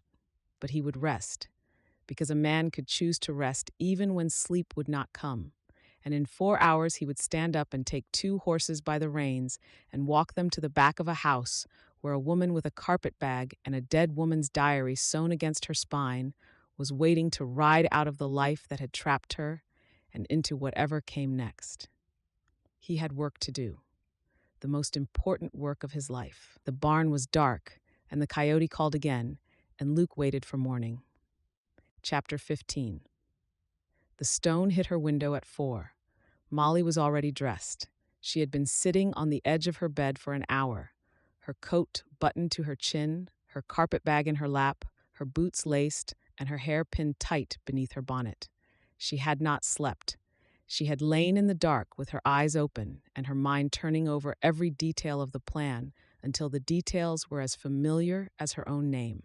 And then she had dressed and sat and waited for the sound that would set it all in motion. The stone was small and sharp, a quick tap against the glass that could have been a branch or a bird, but was not. She stood. She did not look around the room. There was nothing in it that she wanted. The bed was made. The washstand was clean. The blanket Luke had given her was folded in her carpet bag, all that she was taking that was not evidence or money. She could not have said why she was taking it. She was taking it. She opened her door and stepped into the hallway. The house was dark. Victor's snoring came through his bedroom wall, thick and steady, the breathing of a man who slept the sleep of the certain, the sleep of a man who believed his fences held, and his locks held, and his threats held, and nothing under his roof would dare move without his permission. Molly moved. She knew the third step from the bottom creaked. She had learned it the first week, mapping the sounds of the house the way a captive maps the sounds of her prison, noting which boards gave under her weight and which stayed silent. She stepped over the third stair and placed her foot on the second, and the second was quiet, and she descended to the ground floor and crossed the hallway to the kitchen and opened the back door. Luke was there. 2 horses stood in the yard behind the house, their breath making clouds in the cold air, their coats dark and shining in the last of the moonlight. Luke held the reins of both, one in each hand. He was hatted and coated, and his face was calm, the calm of a man who had made his decision hours ago and was now simply executing it, step by step, the way he mended a fence or drove cattle or did any of the 100 small necessary tasks that made up the work of his life. He took the carpet bag from her hand and secured it to the saddle of the bay mare with a leather strap. Then he cupped his hands and boosted her up. The saddle was cold through her skirt. The leather creaked as she settled her weight, and the sound was enormous in the silent yard. Luke swung onto the sorrel gelding in one smooth motion. He turned the horse's head toward the north pasture and clicked his tongue, soft and low, and they moved. They crossed the north pasture at a walk, the horses' hooves muffled by the grass. The ranch buildings fell behind them, dark shapes against the darker line of the mountains. No lamp lit, no door opened, no shout broke the silence. At the fence line, Luke dismounted, pulled the top rail free, and led the horses through, then replaced the rail behind them. The trail into the hills began here, a narrow track that climbed through sagebrush and scrub pine, winding upward along the shoulder of the first ridge. The ground was rocky and loose under the horses' hooves, and the bay mare picked her way with careful, measured steps, placing each foot as though she understood that silence mattered more than speed. The sky was still dark, but the darkness was thinning. The stars were fading along the eastern horizon, and a band of gray light was growing behind the mountains. And in that gray light, the world ahead of them began to take shape. Pine trees, rocks, the dark line of a creek cutting through a draw, the trail climbing and turning and climbing again. Molly gripped the saddle horn and rode. Her thighs ached from the unfamiliar position, and the cold seeped through her coat, and her fingers were stiff inside her gloves, and none of it mattered. The ranch was behind her. Victor was behind her. The locked room and the preserved dresses and the diary sewn into her carpet bag and the brown bottle from which Eleanor had drunk night after night until the poison finished what the isolation had started.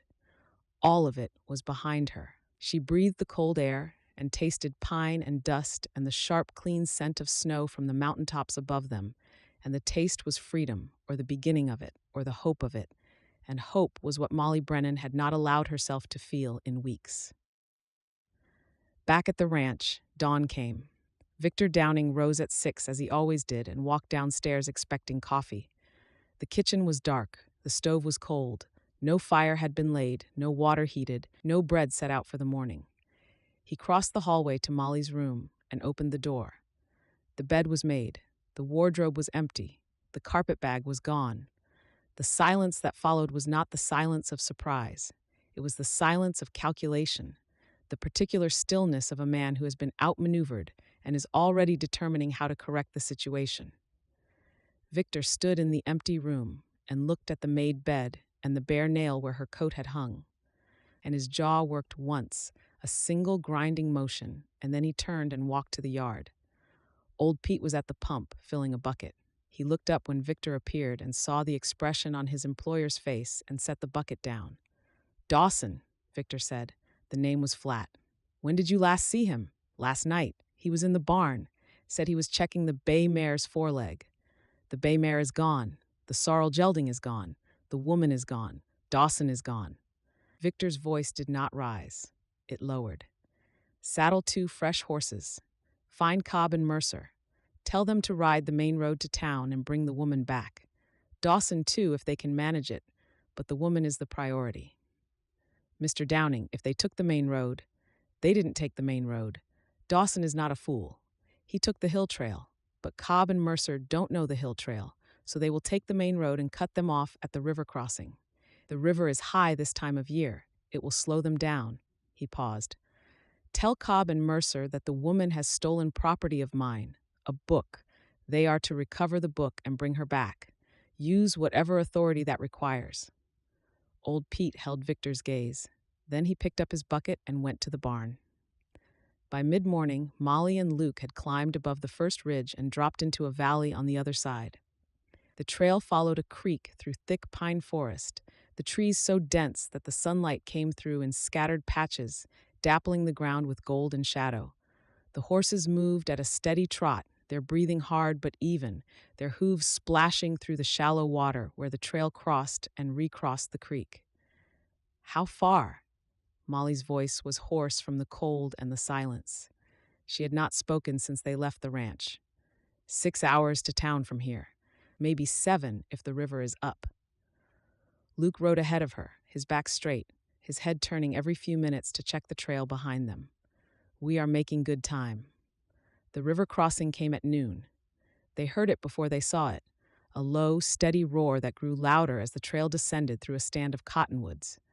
The river was wide and brown and swollen with snowmelt, the current running fast enough to pull foam from the rocks and carry branches downstream in tumbling, spinning arcs. The ford was marked by a line of flat stones that should have been above water level, but were not. The water ran over them in a smooth, dark sheet. Luke dismounted and walked to the edge. He studied the current, the depth markers, the line of the ford. Then he came back. "One at a time. I will take the sorrel across first, then come back for the mare and you. The current is strong, but the bottom is solid. Stay in the saddle and let the horse do the work." He led the sorrel into the water. The horse balked at the edge, throwing its head up and planting its front feet, and Luke spoke to it, low and steady, the particular tone he used with frightened animals, and the horse stepped forward. The water rose to its belly, then its flanks. Luke waded beside it, the current pulling at his legs, his hand on the bridle, his boots slipping on the stones.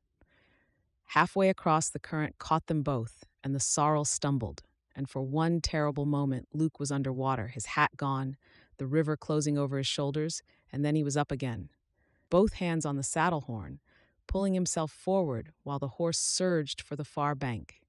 They made it. Luke stood on the far side, soaked to the chest, water streaming from his clothes, and raised one hand. Molly urged the bay mare into the river. The cold hit her like a fist. It climbed from her boots to her knees to her waist in seconds, and the horse lurched beneath her, fighting for footing on the slick stones. The current was stronger than she had imagined, a living force that pushed against the horse's side and tried to peel Molly from the saddle. She gripped the saddle horn with both hands and pressed her knees into the mare's flanks and did not look at the water. She looked at Luke, standing on the far bank with his hand extended, and she rode toward him, and the mare found her footing and climbed out of the river and stood on solid ground, shaking water from her coat in a great, shuddering spray. Luke caught the bridle and steadied the horse. His eyes found Molly's face. "All right? All right." They rode on. Luke had lost his hat in the river, and his hair was plastered to his head, and his shirt clung to his chest, and Molly was soaked from the waist down and shivering, and neither of them stopped. An hour past the crossing, Luke pulled up on a high ridge where the trail curved along a granite outcrop. He turned in the saddle and looked back the way they had come. His face changed. The calm went out of it. The steadiness stayed, but the calm departed, replaced by a sharper expression that narrowed his eyes and tightened the corners of his mouth. "Riders," he said. "Two of them, on the main road below the ridge, heading for the river crossing. They are pushing hard." Molly looked. Far below, on the valley floor where the main road ran straight and flat, two dark figures moved at a gallop, their horses throwing up dust.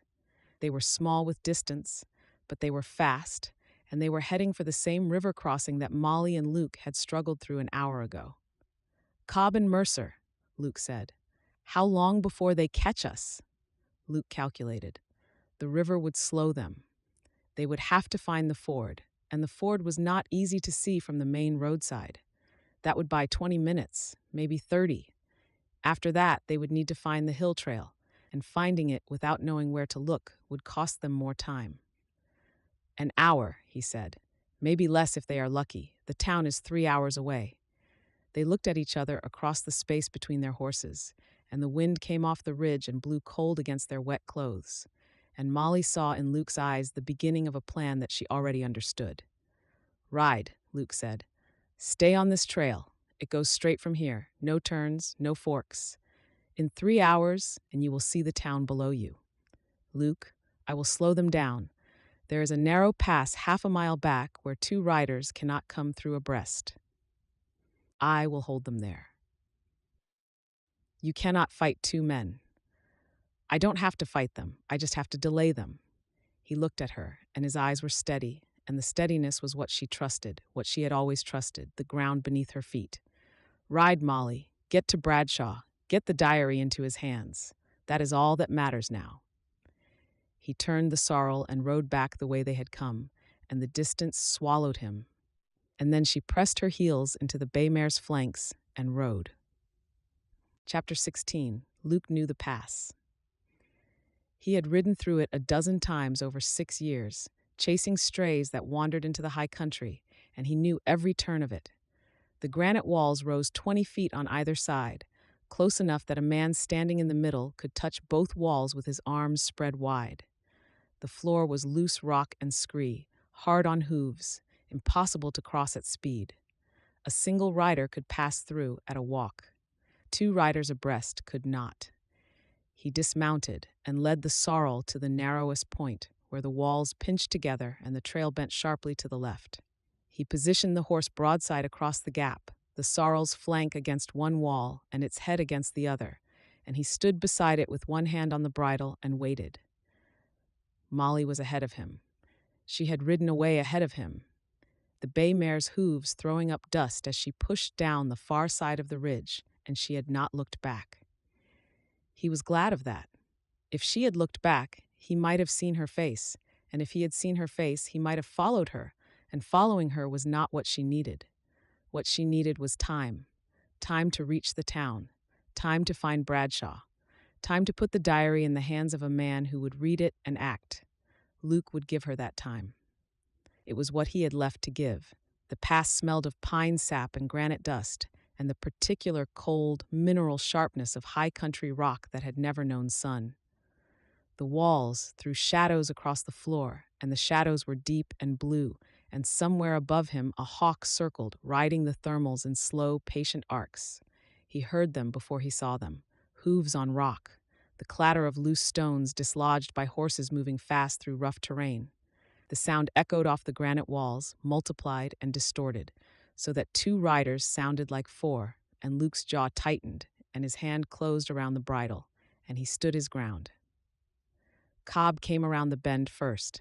He pulled up sharp when he saw Luke and the horse blocking the pass, his mount sliding on the loose scree, throwing its head up in protest.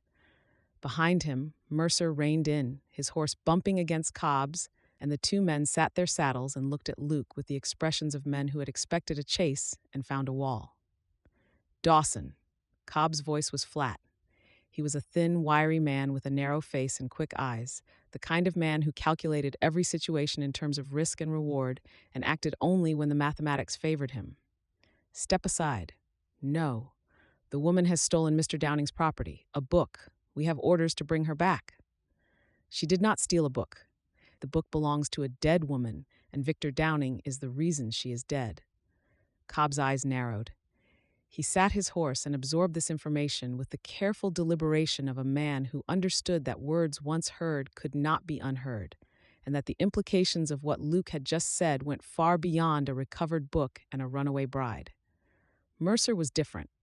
Mercer was larger, heavier, a man built for physical work and physical solutions, with thick arms and a blunt face, and the particular impatience of someone who preferred action to talk. His hand moved to his belt, where a sheathed knife hung beside his hip. "Don't," Luke said. His voice was quiet. The quiet carried. "Think about what you are doing, Mercer. You are chasing a woman through the hills on the orders of a man who poisoned his wife. If you touch me and she reaches the sheriff, you become part of this, not a hired hand following orders. A conspirator. Bradshaw will not care that you were paid to do it." Mercer's hand stopped. The word conspirator did its work, landing in the narrow space between Mercer's loyalty and Mercer's self-preservation, and self-preservation won by a margin that was visible in the way his fingers uncurled from the knife handle.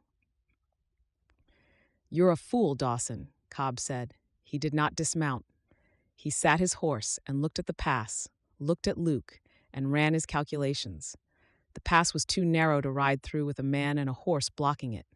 He could dismount and try to move Luke by force, but Luke was bigger than Cobb and nearly as big as Mercer, and the confined space negated any advantage of numbers. A fight in this pass would be ugly and slow, and the outcome uncertain, and Cobb had not survived on the frontier by engaging in fights with uncertain outcomes. "Maybe I am," Luke said. "Move me." Cobb did not move him. The minutes stretched. 1, 2, 3. The horses shifted and stamped, uneasy in the confined space, their breath clouding in the cold air between the granite walls. A pebble dislodged from somewhere above and clattered down the wall and bounced across the floor, and the sound was sharp and sudden, and Mercer flinched. "There's a way around," Mercer said. He was looking at the wall on the right, where the granite sloped upward at an angle that a horse might climb if the rider was determined and the horse was willing. "Back a quarter mile. That draw we passed. It goes up and over the ridge. It adds 30 minutes, Cobb said. Better than sitting here staring at this fool until dark." Cobb looked at Luke one more time. His narrow face held the expression of a man filing information for later use, noting a debt that would eventually be collected. Then he turned his horse and rode back down the trail, and Mercer followed. And Luke stood in the pass with the sorrel and listened to the hooves receding until the sound faded into the silence of the high country. He waited 10 minutes. Then he led the sorrel through the pass and mounted on the far side and rode. The trail dropped steeply from the pass, switch backing through pine forest before opening onto a long, grassy valley that ran straight toward the lower hills and beyond them, the town. Luke pushed the sorrel to a trot, then a canter, the horse responding with the willing energy of an animal that had been standing still too long and was glad to run. The draw Mercer had spotted would add 30 minutes to their pursuit, but 30 minutes was not enough. Molly had a lead of perhaps an hour, and on the open trail to town, she would push the bay mare hard, but the mare had been ridden since before dawn and was tired. If Cobb and Mercer's horses were fresher, they might close the gap before she reached the town limits. Luke rode harder. The sun was past its peak and dropping toward the mountains when he cleared the last ridge and saw the valley below him open up into the broad, flat country that surrounded the town. The main road was visible, a pale ribbon cutting through the brown grass, and on it, far ahead, a single dark figure moved at a gallop. Molly. She was a mile from town, maybe less. The bay mare was running flat out, her stride long and reaching, and Molly was low in the saddle with her coat streaming behind her. Beyond her, the rooftops of the town stood sharp against the sky, and the steeple of the church rose above them, white and pointed, and the sight of it loosened a spring in Luke's chest that had been wound tight for hours. He looked behind him. The trail from the pass was empty. Cobb and Mercer were still working their way around the ridge, still navigating the draw, still calculating whether the reward of catching one woman was worth the cost of what Luke had told them. The word conspirator had done more damage than any fist could have, because it had planted in both men the seed of a question they could not answer. What if Dawson was telling the truth? Luke turned back to the valley. Below, Molly's bay mare was already on the main street, heading for the sheriff's office. He pushed the sorrel harder. The trail descended through the last of the pine forest and opened onto rolling grassland, the brown winter grass catching the afternoon light and turning it gold. Luke's body ached. His shoulders were stiff from the tension of standing in the pass, and his shirt, dried stiff from the river crossing, chafed against his skin with every stride. His hands were raw from gripping the bridle, and the bruise on his hip where Mercer's horse had bumped him against the granite wall throbbed with each jolt. None of it mattered. Molly was ahead of him. Molly was close to town, and Cobb and Mercer were behind him, still working their way around the ridge, still calculating whether the cost of what they had been asked to do was worth the price of what it would make them. The town came into view as he crested the last hill. The rooftops, the church steeple, the main street with its false-fronted buildings. And outside the sheriff's office, a bay mare stood tied to the hitching post, her sides dark with sweat, her head low. Molly had made it. Luke pulled the sorrel to a walk and let the horse catch its breath. The ache in his chest, the one he had been carrying since the creek, the one he had no name for, loosened. Not gone. Loosened. Because the woman who had caused it was alive and safe, and in the one place in the territory where Victor Downing's name and money could not protect him from the truth that his dead wife had written in a shaking hand. He rode down the hill toward the town. The sun was warm on his back, and the air smelled of dust and dry grass and the faint, distant sweetness of wood smoke from the town's chimneys. His hat was gone, lost in the river, and the sun fell on his bare head, and the warmth of it was a small, ordinary kindness that he accepted the way he accepted all kindnesses, quietly and without comment. He had done what he could. He had given her time. He had stood in a pass and refused to move and looked two armed men in the eyes and told them the truth. And the truth had held. And the woman he had told it for had ridden to safety while he held the line. The rest was up to Molly. The rest was up to Bradshaw. The rest was up to the diary and the letters and the brown bottle from the pantry and the slow, grinding machinery of justice that would decide whether Victor Downing's money and connections were stronger than a dead woman's handwriting. Luke did not know the answer, but he knew Molly Brennan. And he knew that a woman who had crossed 2,000 miles of open country with almost nothing but the courage to walk into a murderer's house and walk out again with the evidence of his crime sewn against her spine was not a woman who would falter when she stood before a sheriff and told the truth. He rode into town and tied the sorrel beside the bay mare and walked through the door of the sheriff's office.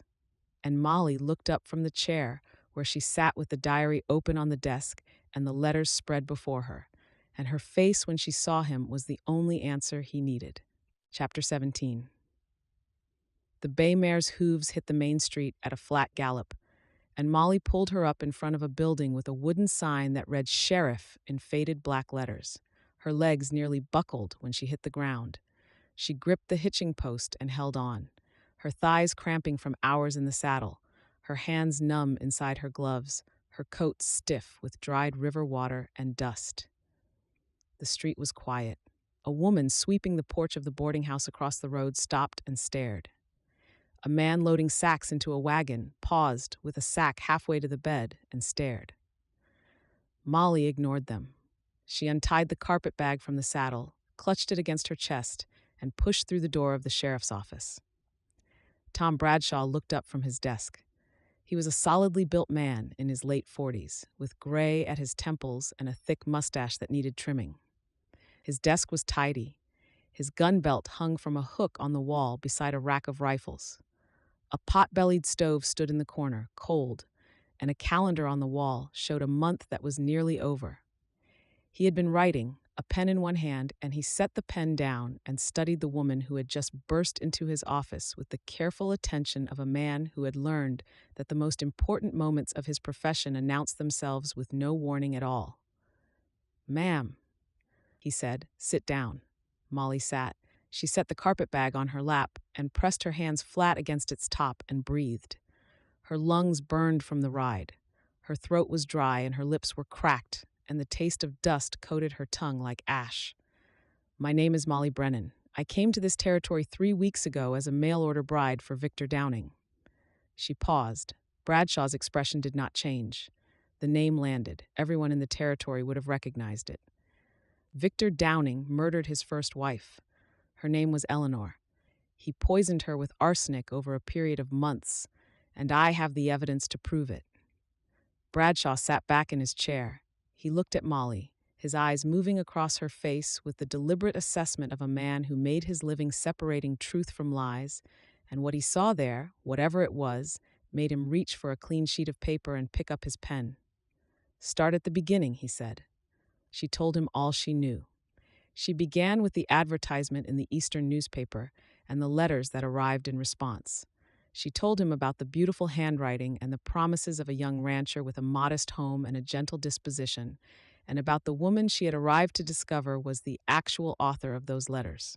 She told him about the man who met her at the station. 56, not 40. Heavy, not lean. The small, sharp eyes and the flat smile, and the way he had taken her carpet bag from her hand without asking permission, as though carrying a woman's belongings entitled him to carry the woman herself.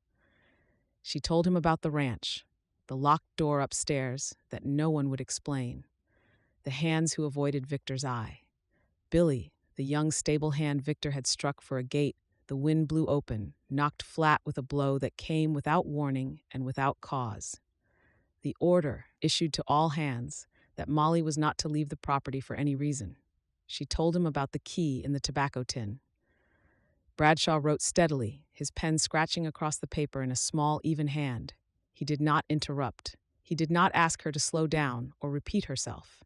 He wrote and listened, and his mustache did not move, because the muscles beneath it were clenched tight with the tightness of a man who was hearing what he did not want to hear and could not afford to dismiss. Molly opened the carpet bag.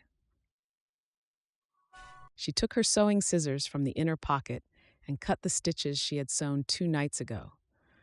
The small, tight stitches that held the diary flat against the canvas lining. The thread parted, and the diary came free, warm from the heat of the horse's flank, its leather cover soft and worn. She laid it on the desk.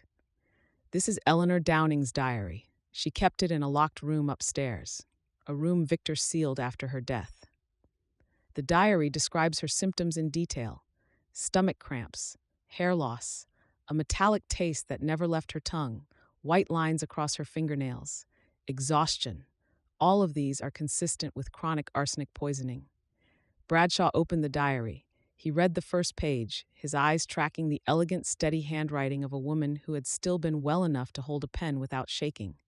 He turned the pages. The handwriting deteriorated as the months progressed, growing larger and shakier, the letters losing their precision, the lines tilting downward across the page as though the hand that wrote them was being pulled toward the floor. He reached the final entry, and read it in silence. His jaw worked once. He set the diary down and looked at Molly. "She mentions a tonic," he said. "A brown liquid in a square bottle stored in the kitchen pantry.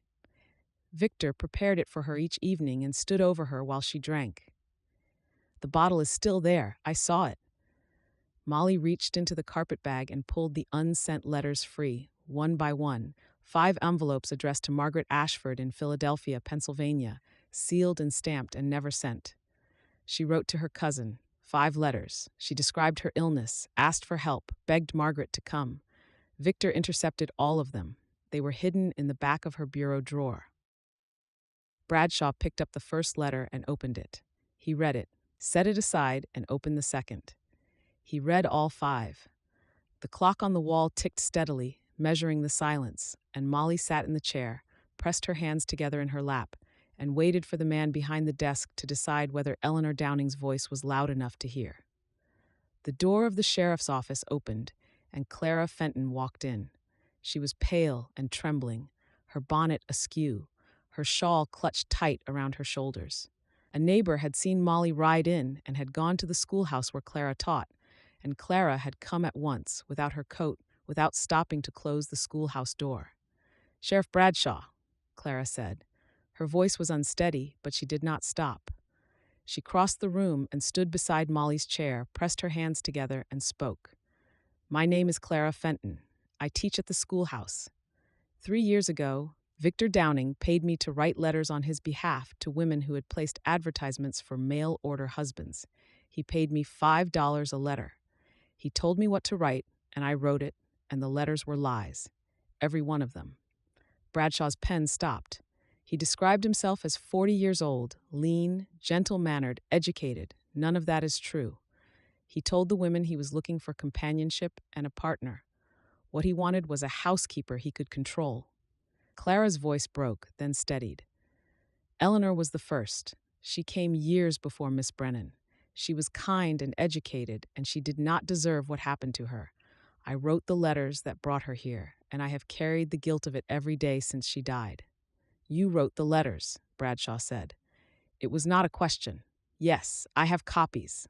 I kept copies of every letter I wrote for Victor Downing because I knew, even then, that what I was doing was wrong and that someday someone would ask me to account for it." Clara reached into her skirt pocket and pulled out a folded bundle of papers. 5 letters to Eleanor Wilson, as she was then. 4 letters to Molly Brennan. All directed by Victor, all written in my hand, all containing falsehoods about his age, his character, and his intentions. She set the papers on the desk beside Eleanor's diary and the unsent letters. The pile of evidence grew, and the pile was damning. Bradshaw looked at it, and the expression on his face was the expression of a man who had spent 20 years keeping the peace in a small town, and had hoped, perhaps, that the peace would hold for 20 more, and had just been shown that it would not. The door opened again. Luke. He stood in the doorway, hatless, his hair plastered flat from the river crossing, his shirt dried stiff with salt and sweat. There was a bruise forming on his right cheekbone where a branch had caught him on the trail, and his hands were raw from the bridle and the granite wall of the pass, and he was the steadiest creature Molly had ever seen. She looked at him, and the relief hit her like a wave, a physical entity, a loosening across her chest and her shoulders and her jaw that she could not have stopped if she had tried. He was alive. He was whole. Whatever had happened at the pass, he had come through it, and he was here. "Mr. Dawson," Bradshaw said, "close the door." Luke closed it. He crossed the room and took the second chair, the one beside Molly, and sat down. He did not look at her. He looked at the sheriff, because looking at the sheriff was what the moment required, and Luke Dawson was the kind of man who did what the moment required. "I have worked for Victor Downing for 6 years," Luke said.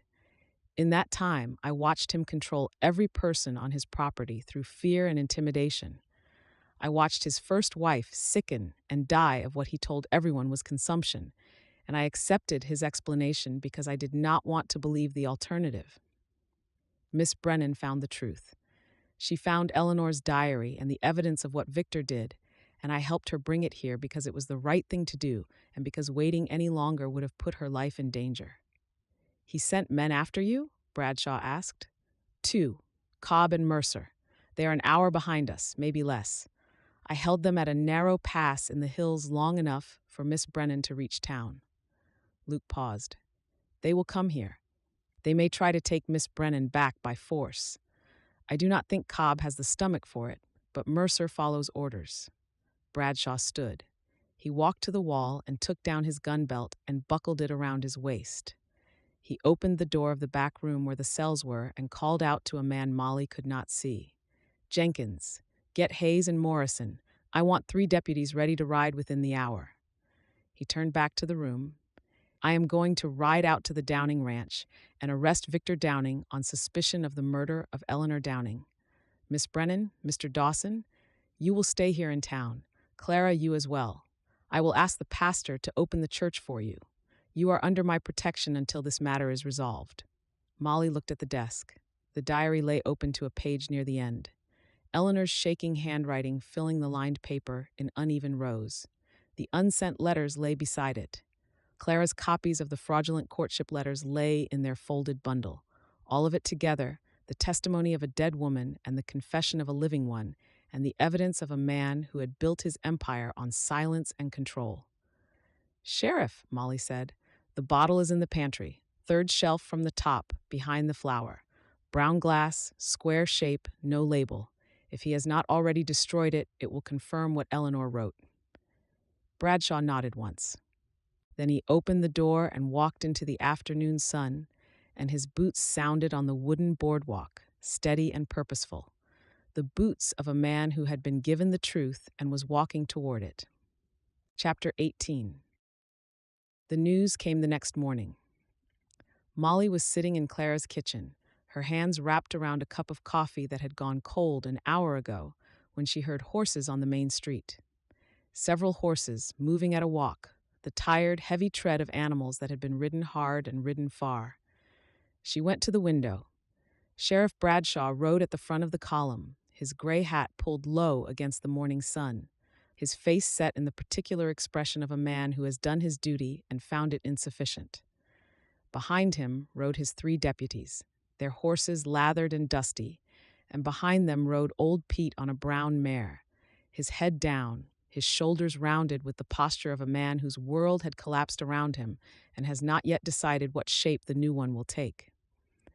Clara came up behind Molly and stood at the window, and through the glass, the men dismounted and tied their horses, and Bradshaw walked toward the office with the slow, deliberate stride of a man carrying bad news. "Stay here," Molly said. "No," Clara said. "I am coming with you." They walked to the sheriff's office together. The morning was cold and bright, the sky so blue it looked painted, and the boardwalk was damp with overnight frost that was melting in the sun. Molly's boots left prints in the wet wood. Clara walked beside her, their arms nearly touching, and the closeness was a comfort that neither of them acknowledged aloud. Bradshaw was behind his desk when they entered. He had removed his hat, but not his gun belt, and the diary and the letters were still spread across his desk where Molly had left them the day before. He looked at the 2 women, and the expression on his face confirmed what Molly had already read in the tired set of his shoulders and the absence of a prisoner. "He's gone," Bradshaw said. He told them what they had found. The gate of the Downing ranch had been standing open when the posse arrived. The yard was empty, except for 3 hands who stood near the bunkhouse, uncertain and silent, waiting for someone to tell them what to do. The main house was unlocked. The kitchen was cold. Cobb and Mercer had reached the ranch ahead of the posse by nearly 2 hours. They had ridden straight from the hill trail to the ranch and told Victor what had happened, told him about Molly's escape and Luke's stand at the pass and the certainty that the sheriff would be coming. Victor had moved fast. He had gone to his study and emptied the strongbox, taken all the cash, filled a saddlebag with provisions, strapped a rifle to his saddle, and ridden south on his fastest horse before the posse was halfway through the hills. "We tracked him for 5 miles south of the ranch," Bradshaw said. "The trail runs toward the territorial border. He has a head start, and he knows the country. I have sent word to the marshals in the neighboring territories, but the border is a long way from anywhere, and a man with money and a fast horse can disappear." Molly sat in the chair and absorbed this. Victor was free.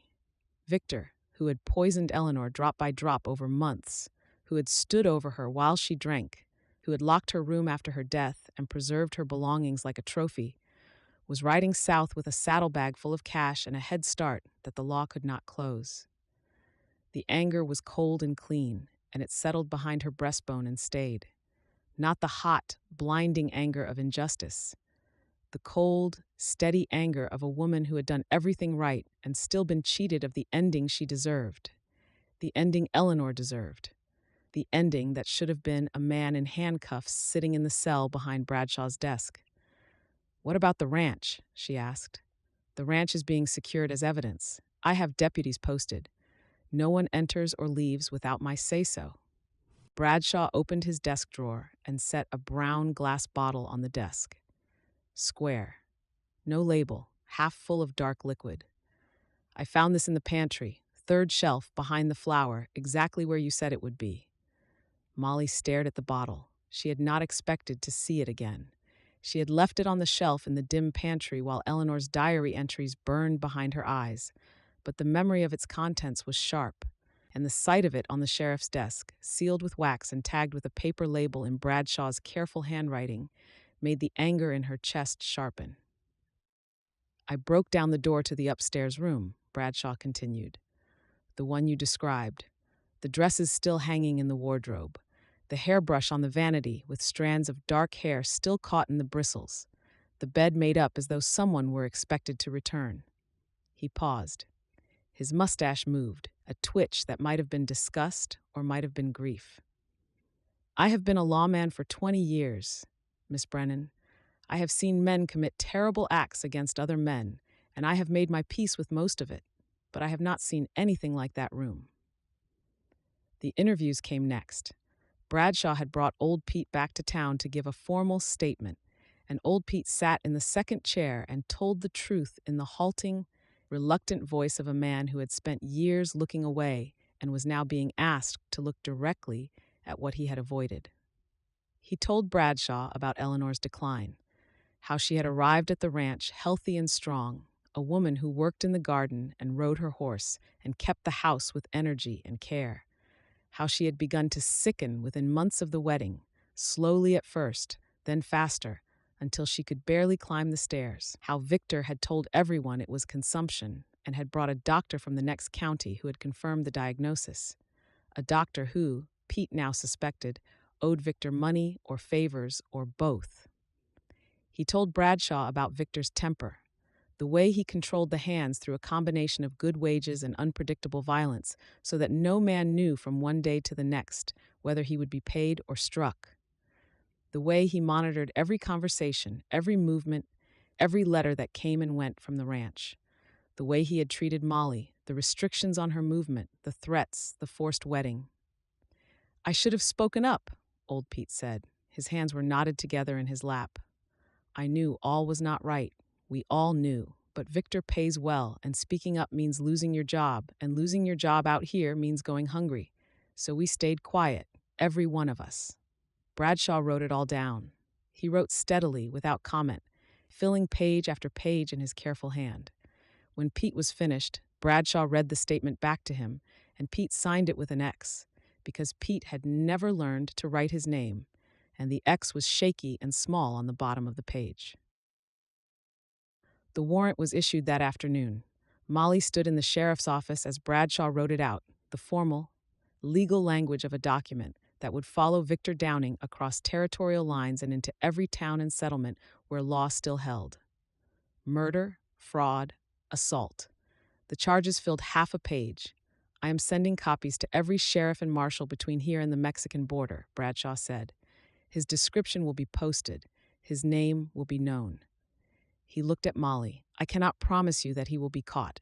A man with money and determination can run a long way. But I can promise you that he will never come back here.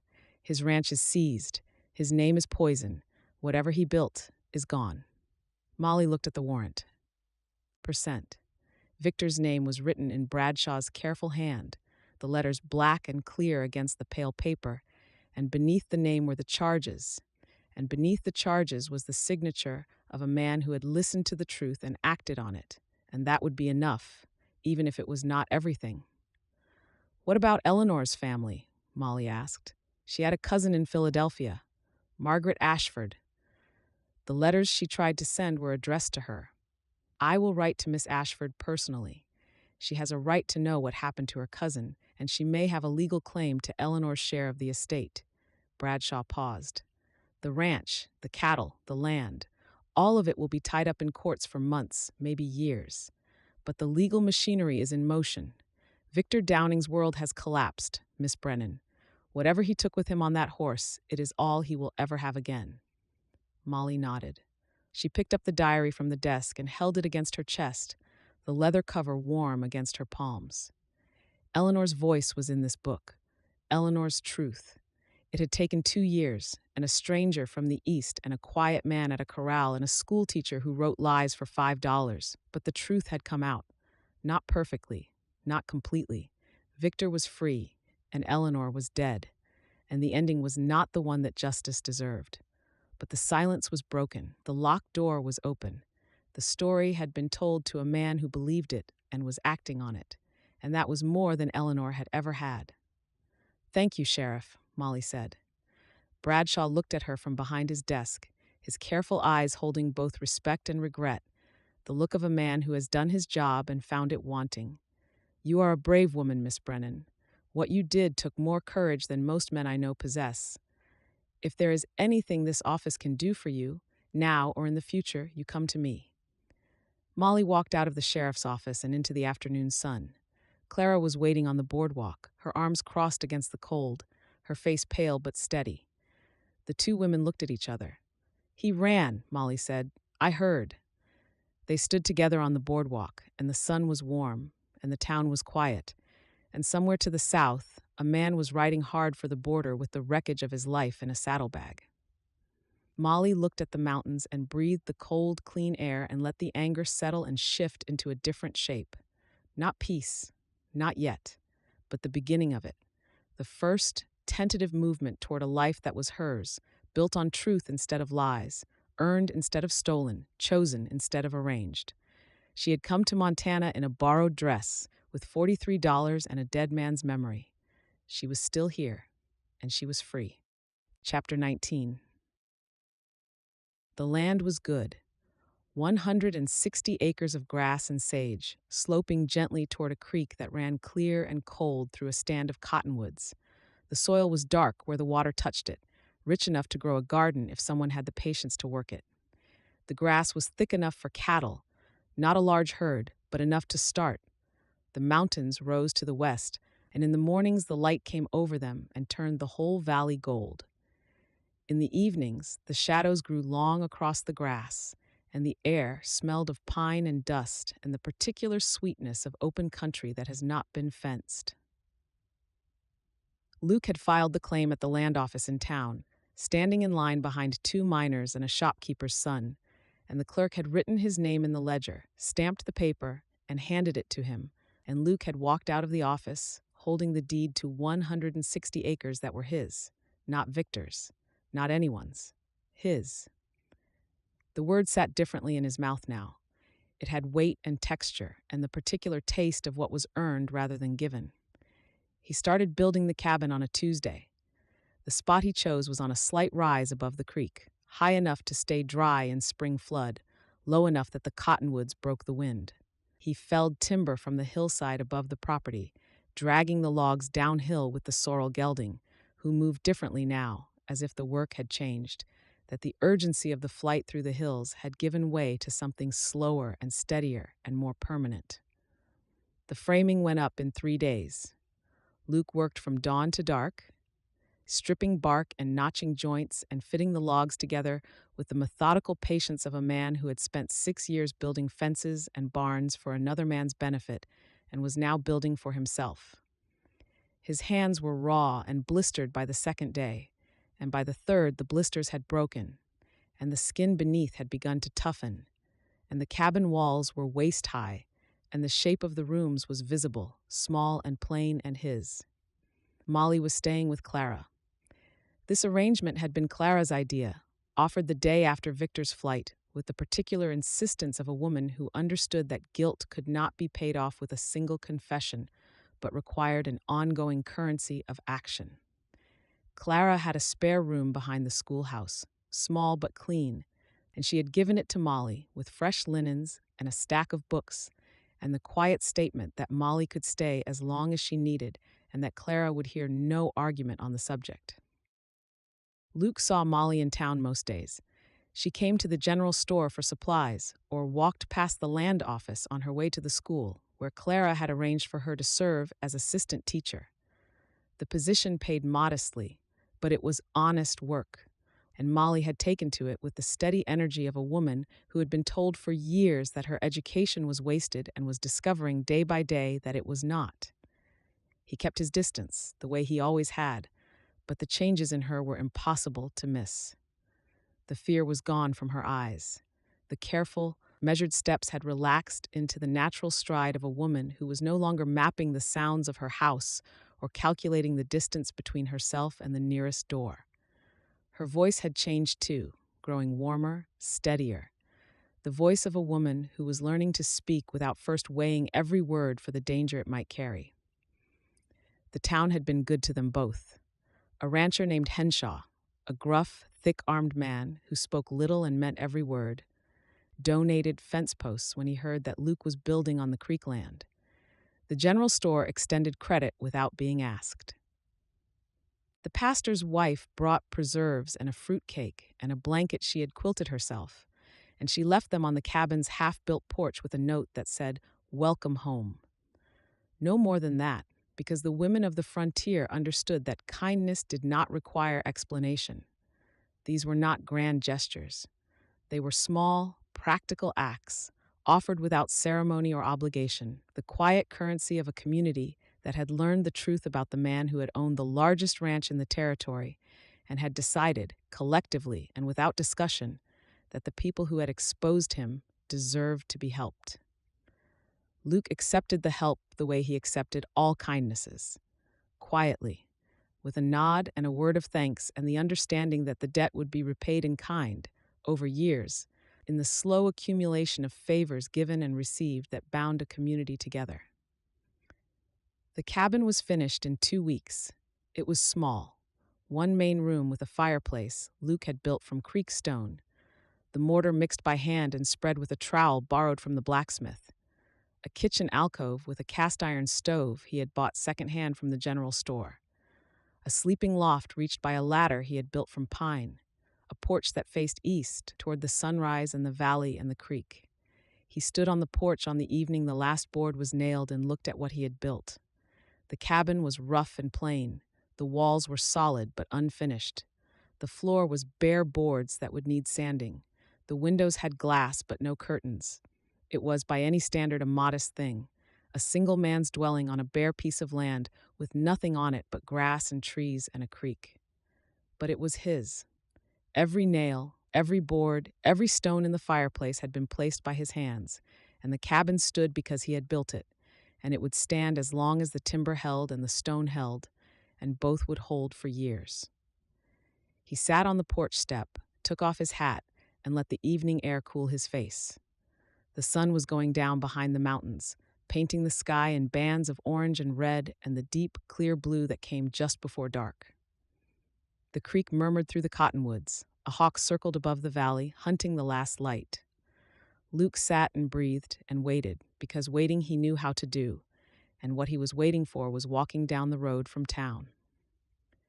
She came at twilight.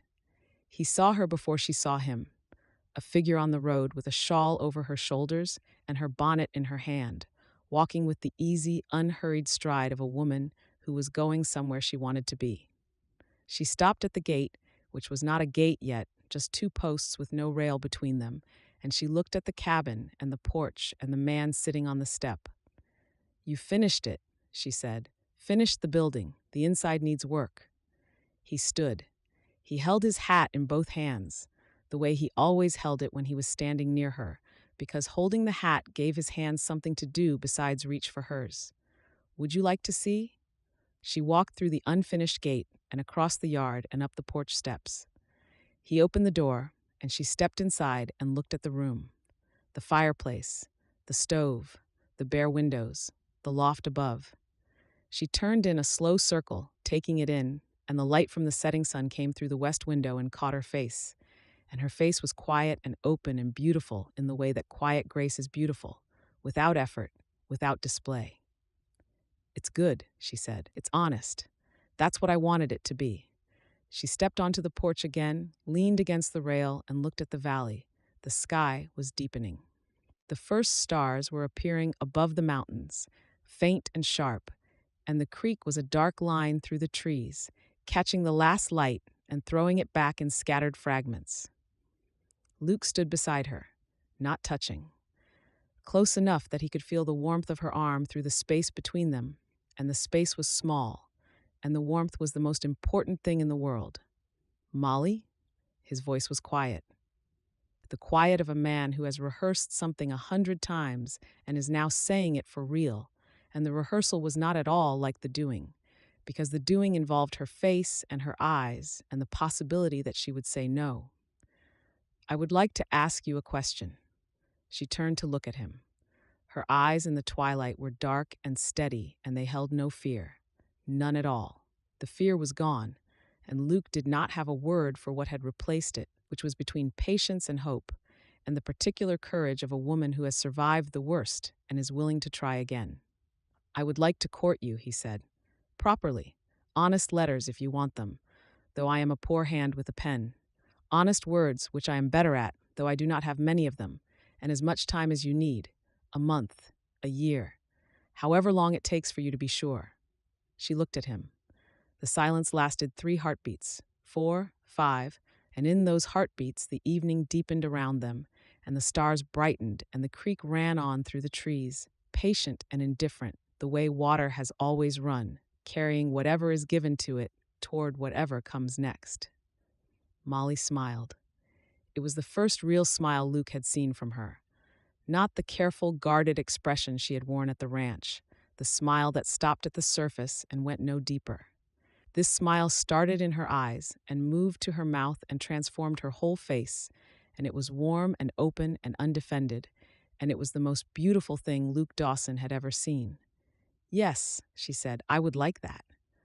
Luke put his hat on because he needed to do something with his hands, and then he took it off again, because taking it off was the right thing to do when a woman said yes. Molly laughed a small, quiet laugh that was surprised out of her, as though she had not expected to laugh and was pleased to discover that she still could.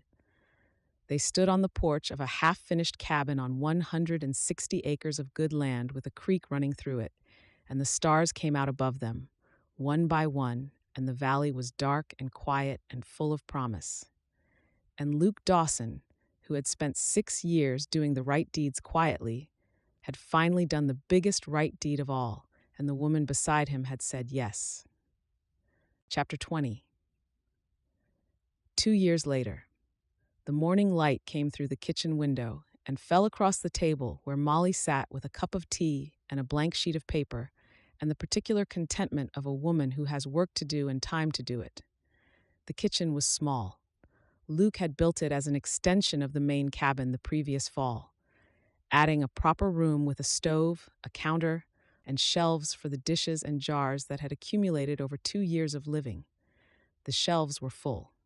Preserves from the garden, flour and sugar from the general store, dried herbs in bundles hanging from the ceiling. A row of books stood on the top shelf, novels and poetry, and a dog-eared copy of McGuffey's Reader that Molly used at the school. The curtains were calico, yellow flowers on white, sewn by Molly on Clara's machine, and the morning light came through them and cast warm, golden patterns across the floor. Outside the window, the vegetable garden was beginning its second season. Tomato plants, still small, grew in neat rows beside the fence. Carrots, onions, and lettuce filled the middle beds. Marigolds bordered the path, the same flowers Molly had tended in Victor's garden, but these were hers, planted in her own soil, grown by her own hands, and the difference was everything. She could hear Luke in the yard, the low murmur of his voice as he spoke to the horses, the creak of leather as he checked the tack. He would ride out to check the stock shortly, the small herd of cattle they had built from the 6 head they purchased with Luke's savings, and the 12 that Henshaw had sold them at a price that was more gift than transaction. The herd was growing. The land was good. The creek ran clear, and the grass was thick, and the 160 acres that Luke had claimed with his own name were becoming, year by year, the foundation of a life. Molly rested her hand on her belly. The roundness beneath her palm was still a wonder to her, a daily miracle that she had not yet grown accustomed to. 4 months along, the pastor's wife had estimated, and Molly had not argued, though she suspected it was closer to 5. The child moved sometimes, a flutter so faint it might have been imagination, and each time it moved, Molly stopped whatever she was doing and stood very still and waited for it to move again. The front door was open. The morning air came through it, cool and sweet, carrying the scent of pine from the hills and the green, living smell of the garden and the faint mineral sharpness of the creek. A meadowlark sang from the fence post nearest the garden, its call bright and liquid, repeating itself with the tireless persistence of a bird that had found a good post and intended to keep it. Molly picked up her pen. "Dear Mrs. Greer, I do not know if you will remember me. We met on a train heading west 2.5 years ago. You were the kind woman in the well-worn bonnet who sat beside me toward Montana and told me that the West would not be what I expected. You gave me dried apricots and your honest counsel and the advice to trust my instincts and keep my money close. You were right about all of it. The West was not what the letters promised. The man I came to marry was not the man who wrote to me. His name was Victor Downing, and he was older than his letters claimed, harder than his words suggested, and more dangerous than anyone who knew him was willing to say. The woman who actually wrote his letters was a schoolteacher named Clara Fenton, who did it for $5 and has spent every day since trying to make amends. I did not marry Victor. What I did instead is a longer story, and I will tell you all of it if you write back. The short version is this. I discovered that his first wife, Eleanor, was murdered by slow poison. I found her diary. I fled the ranch with the help of a man named Luke Dawson, who was the head hand on Victor's property and is now my husband. We brought the evidence to the sheriff, and Victor ran. He has not been found. His name carries a warrant across 3 territories, and his ranch has been seized by the courts. I tell you this not to frighten you, but to explain what happened next, because what happened next is the part that matters." Molly paused and looked out the window. Luke was riding out, the sorrel gelding moving at an easy walk across the north pasture. He sat the saddle the way he did everything, with quiet competence and no wasted motion. He turned once and looked back at the cabin, and though the distance was too great to see his face, Molly knew the expression on it. The same expression he had worn the evening she said yes on the porch of the half-built cabin. The steady, unguarded look of a man who had found what he wanted and could not quite believe it was his. She turned back to the letter. What happened next is that Luke filed a homestead claim on 160 acres of good land with a creek running through it. He built a cabin with his own hands. The community rallied around us in small, quiet ways that I did not expect and cannot adequately describe. People brought fence posts and preserves and credit at the general store. Clara gave me a room and helped me find work teaching at the school. The pastor married us in November in a small ceremony with Clara as witness and the whole town in attendance, and I wore a dress I had sewn myself from fabric that was not chosen by someone else. Luke's sister Ruth wrote to us last month. She has saved enough to bring the children west next spring, and Luke is already planning the rooms he will add to the cabin. 3 children, 2 girls and a boy. And I suspect the boy will be put to work on the ranch before the first week is out, because Luke is the kind of uncle who shows love through useful occupation. I am teaching full-time now. Clara and I share the schoolhouse, she taking the older children and I the younger ones. The work feeds something in me that was starving when I left the East. some part of my father's legacy that Edna had tried to scrub away with floors and silence and the man at the dry goods store. I am good at this work. The children are bright and curious, and they do not care that their teacher came to Montana as a mail-order bride who ran from a murderer. They care that she knows her letters and her numbers and reads them stories at the end of the day, and that is enough. I should tell you about Eleanor. Her cousin, Margaret Ashford, was reached in Philadelphia through the sheriff's efforts. Margaret is a formidable woman, an attorney's wife with resources and determination, and she has pursued legal proceedings against Victor's estate with a tenacity that Eleanor would have admired. The courts have ruled that Eleanor's share of the property, which Victor claimed as his own after her death, belongs to Margaret as Eleanor's nearest surviving kin.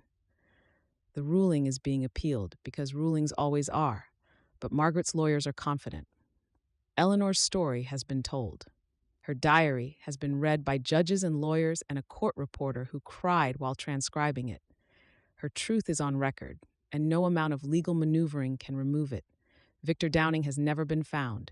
His name is known from Montana to the Mexican border. He is wanted for murder and fraud, and every lawman in 3 territories has his description. I used to fear him. I used to lie awake and imagine his footsteps on the porch, his hand on the door, his flat smile in the darkness. I do not fear him anymore. Not because the warrant protects me, though it helps. Because I am no longer the woman who stood at a sink with shaking hands while a man told her what she was allowed to do. I am the woman who found a dead woman's diary and rode through the mountains with it sewn against her spine and put it in the hands of a man who believed her. That woman is not afraid. Molly set the pen down and flexed her fingers. The ink was drying on the page, the letters black and clear against the white paper. Her own handwriting, steady and unadorned. The handwriting of a schoolteacher's daughter who had finally become a schoolteacher herself. She picked up the pen again. I am expecting a child, our first. The pastor's wife says 4 months, I think 5.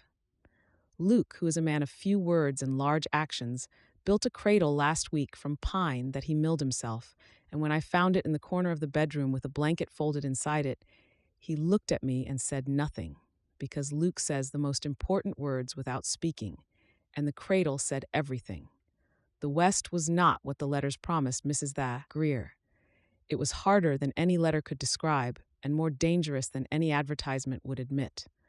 But the man I found here is better than any letter could capture, because he is real, and what we have built together is real, and the life growing inside me is the realest of all. I hope this letter finds you well. If you are ever on a train heading west, you are welcome at our table. There is room, and there is always tea, and the view from our porch is the most beautiful sight I have ever seen. With gratitude and warmth, Molly Dawson. She set the pen down. She folded the letter and slipped it into an envelope and wrote the address from memory, the boarding house in St. Louis where Mrs. Greer had said she could be reached. She sealed the envelope and set it on the table beside her tea, and the tea had gone cold, and she did not mind. She would walk it to the post office this afternoon, past the schoolhouse where her students waited, past Clara's door, where the friendship that had started in guilt had grown into something stronger and steadier, past the general store where the shopkeeper's wife always asked after her health and pressed dried fruit into her hands with the particular insistence of a woman who believed that expectant mothers needed feeding whether they asked for it or not. Outside the window, the garden grew in the morning sun. The mountains stood against the sky, enormous and patient, and the creek ran through the cottonwoods, and the world was quiet and wide and entirely hers. Molly placed her hand on her belly and waited for the flutter, and it came, faint and certain, and she smiled.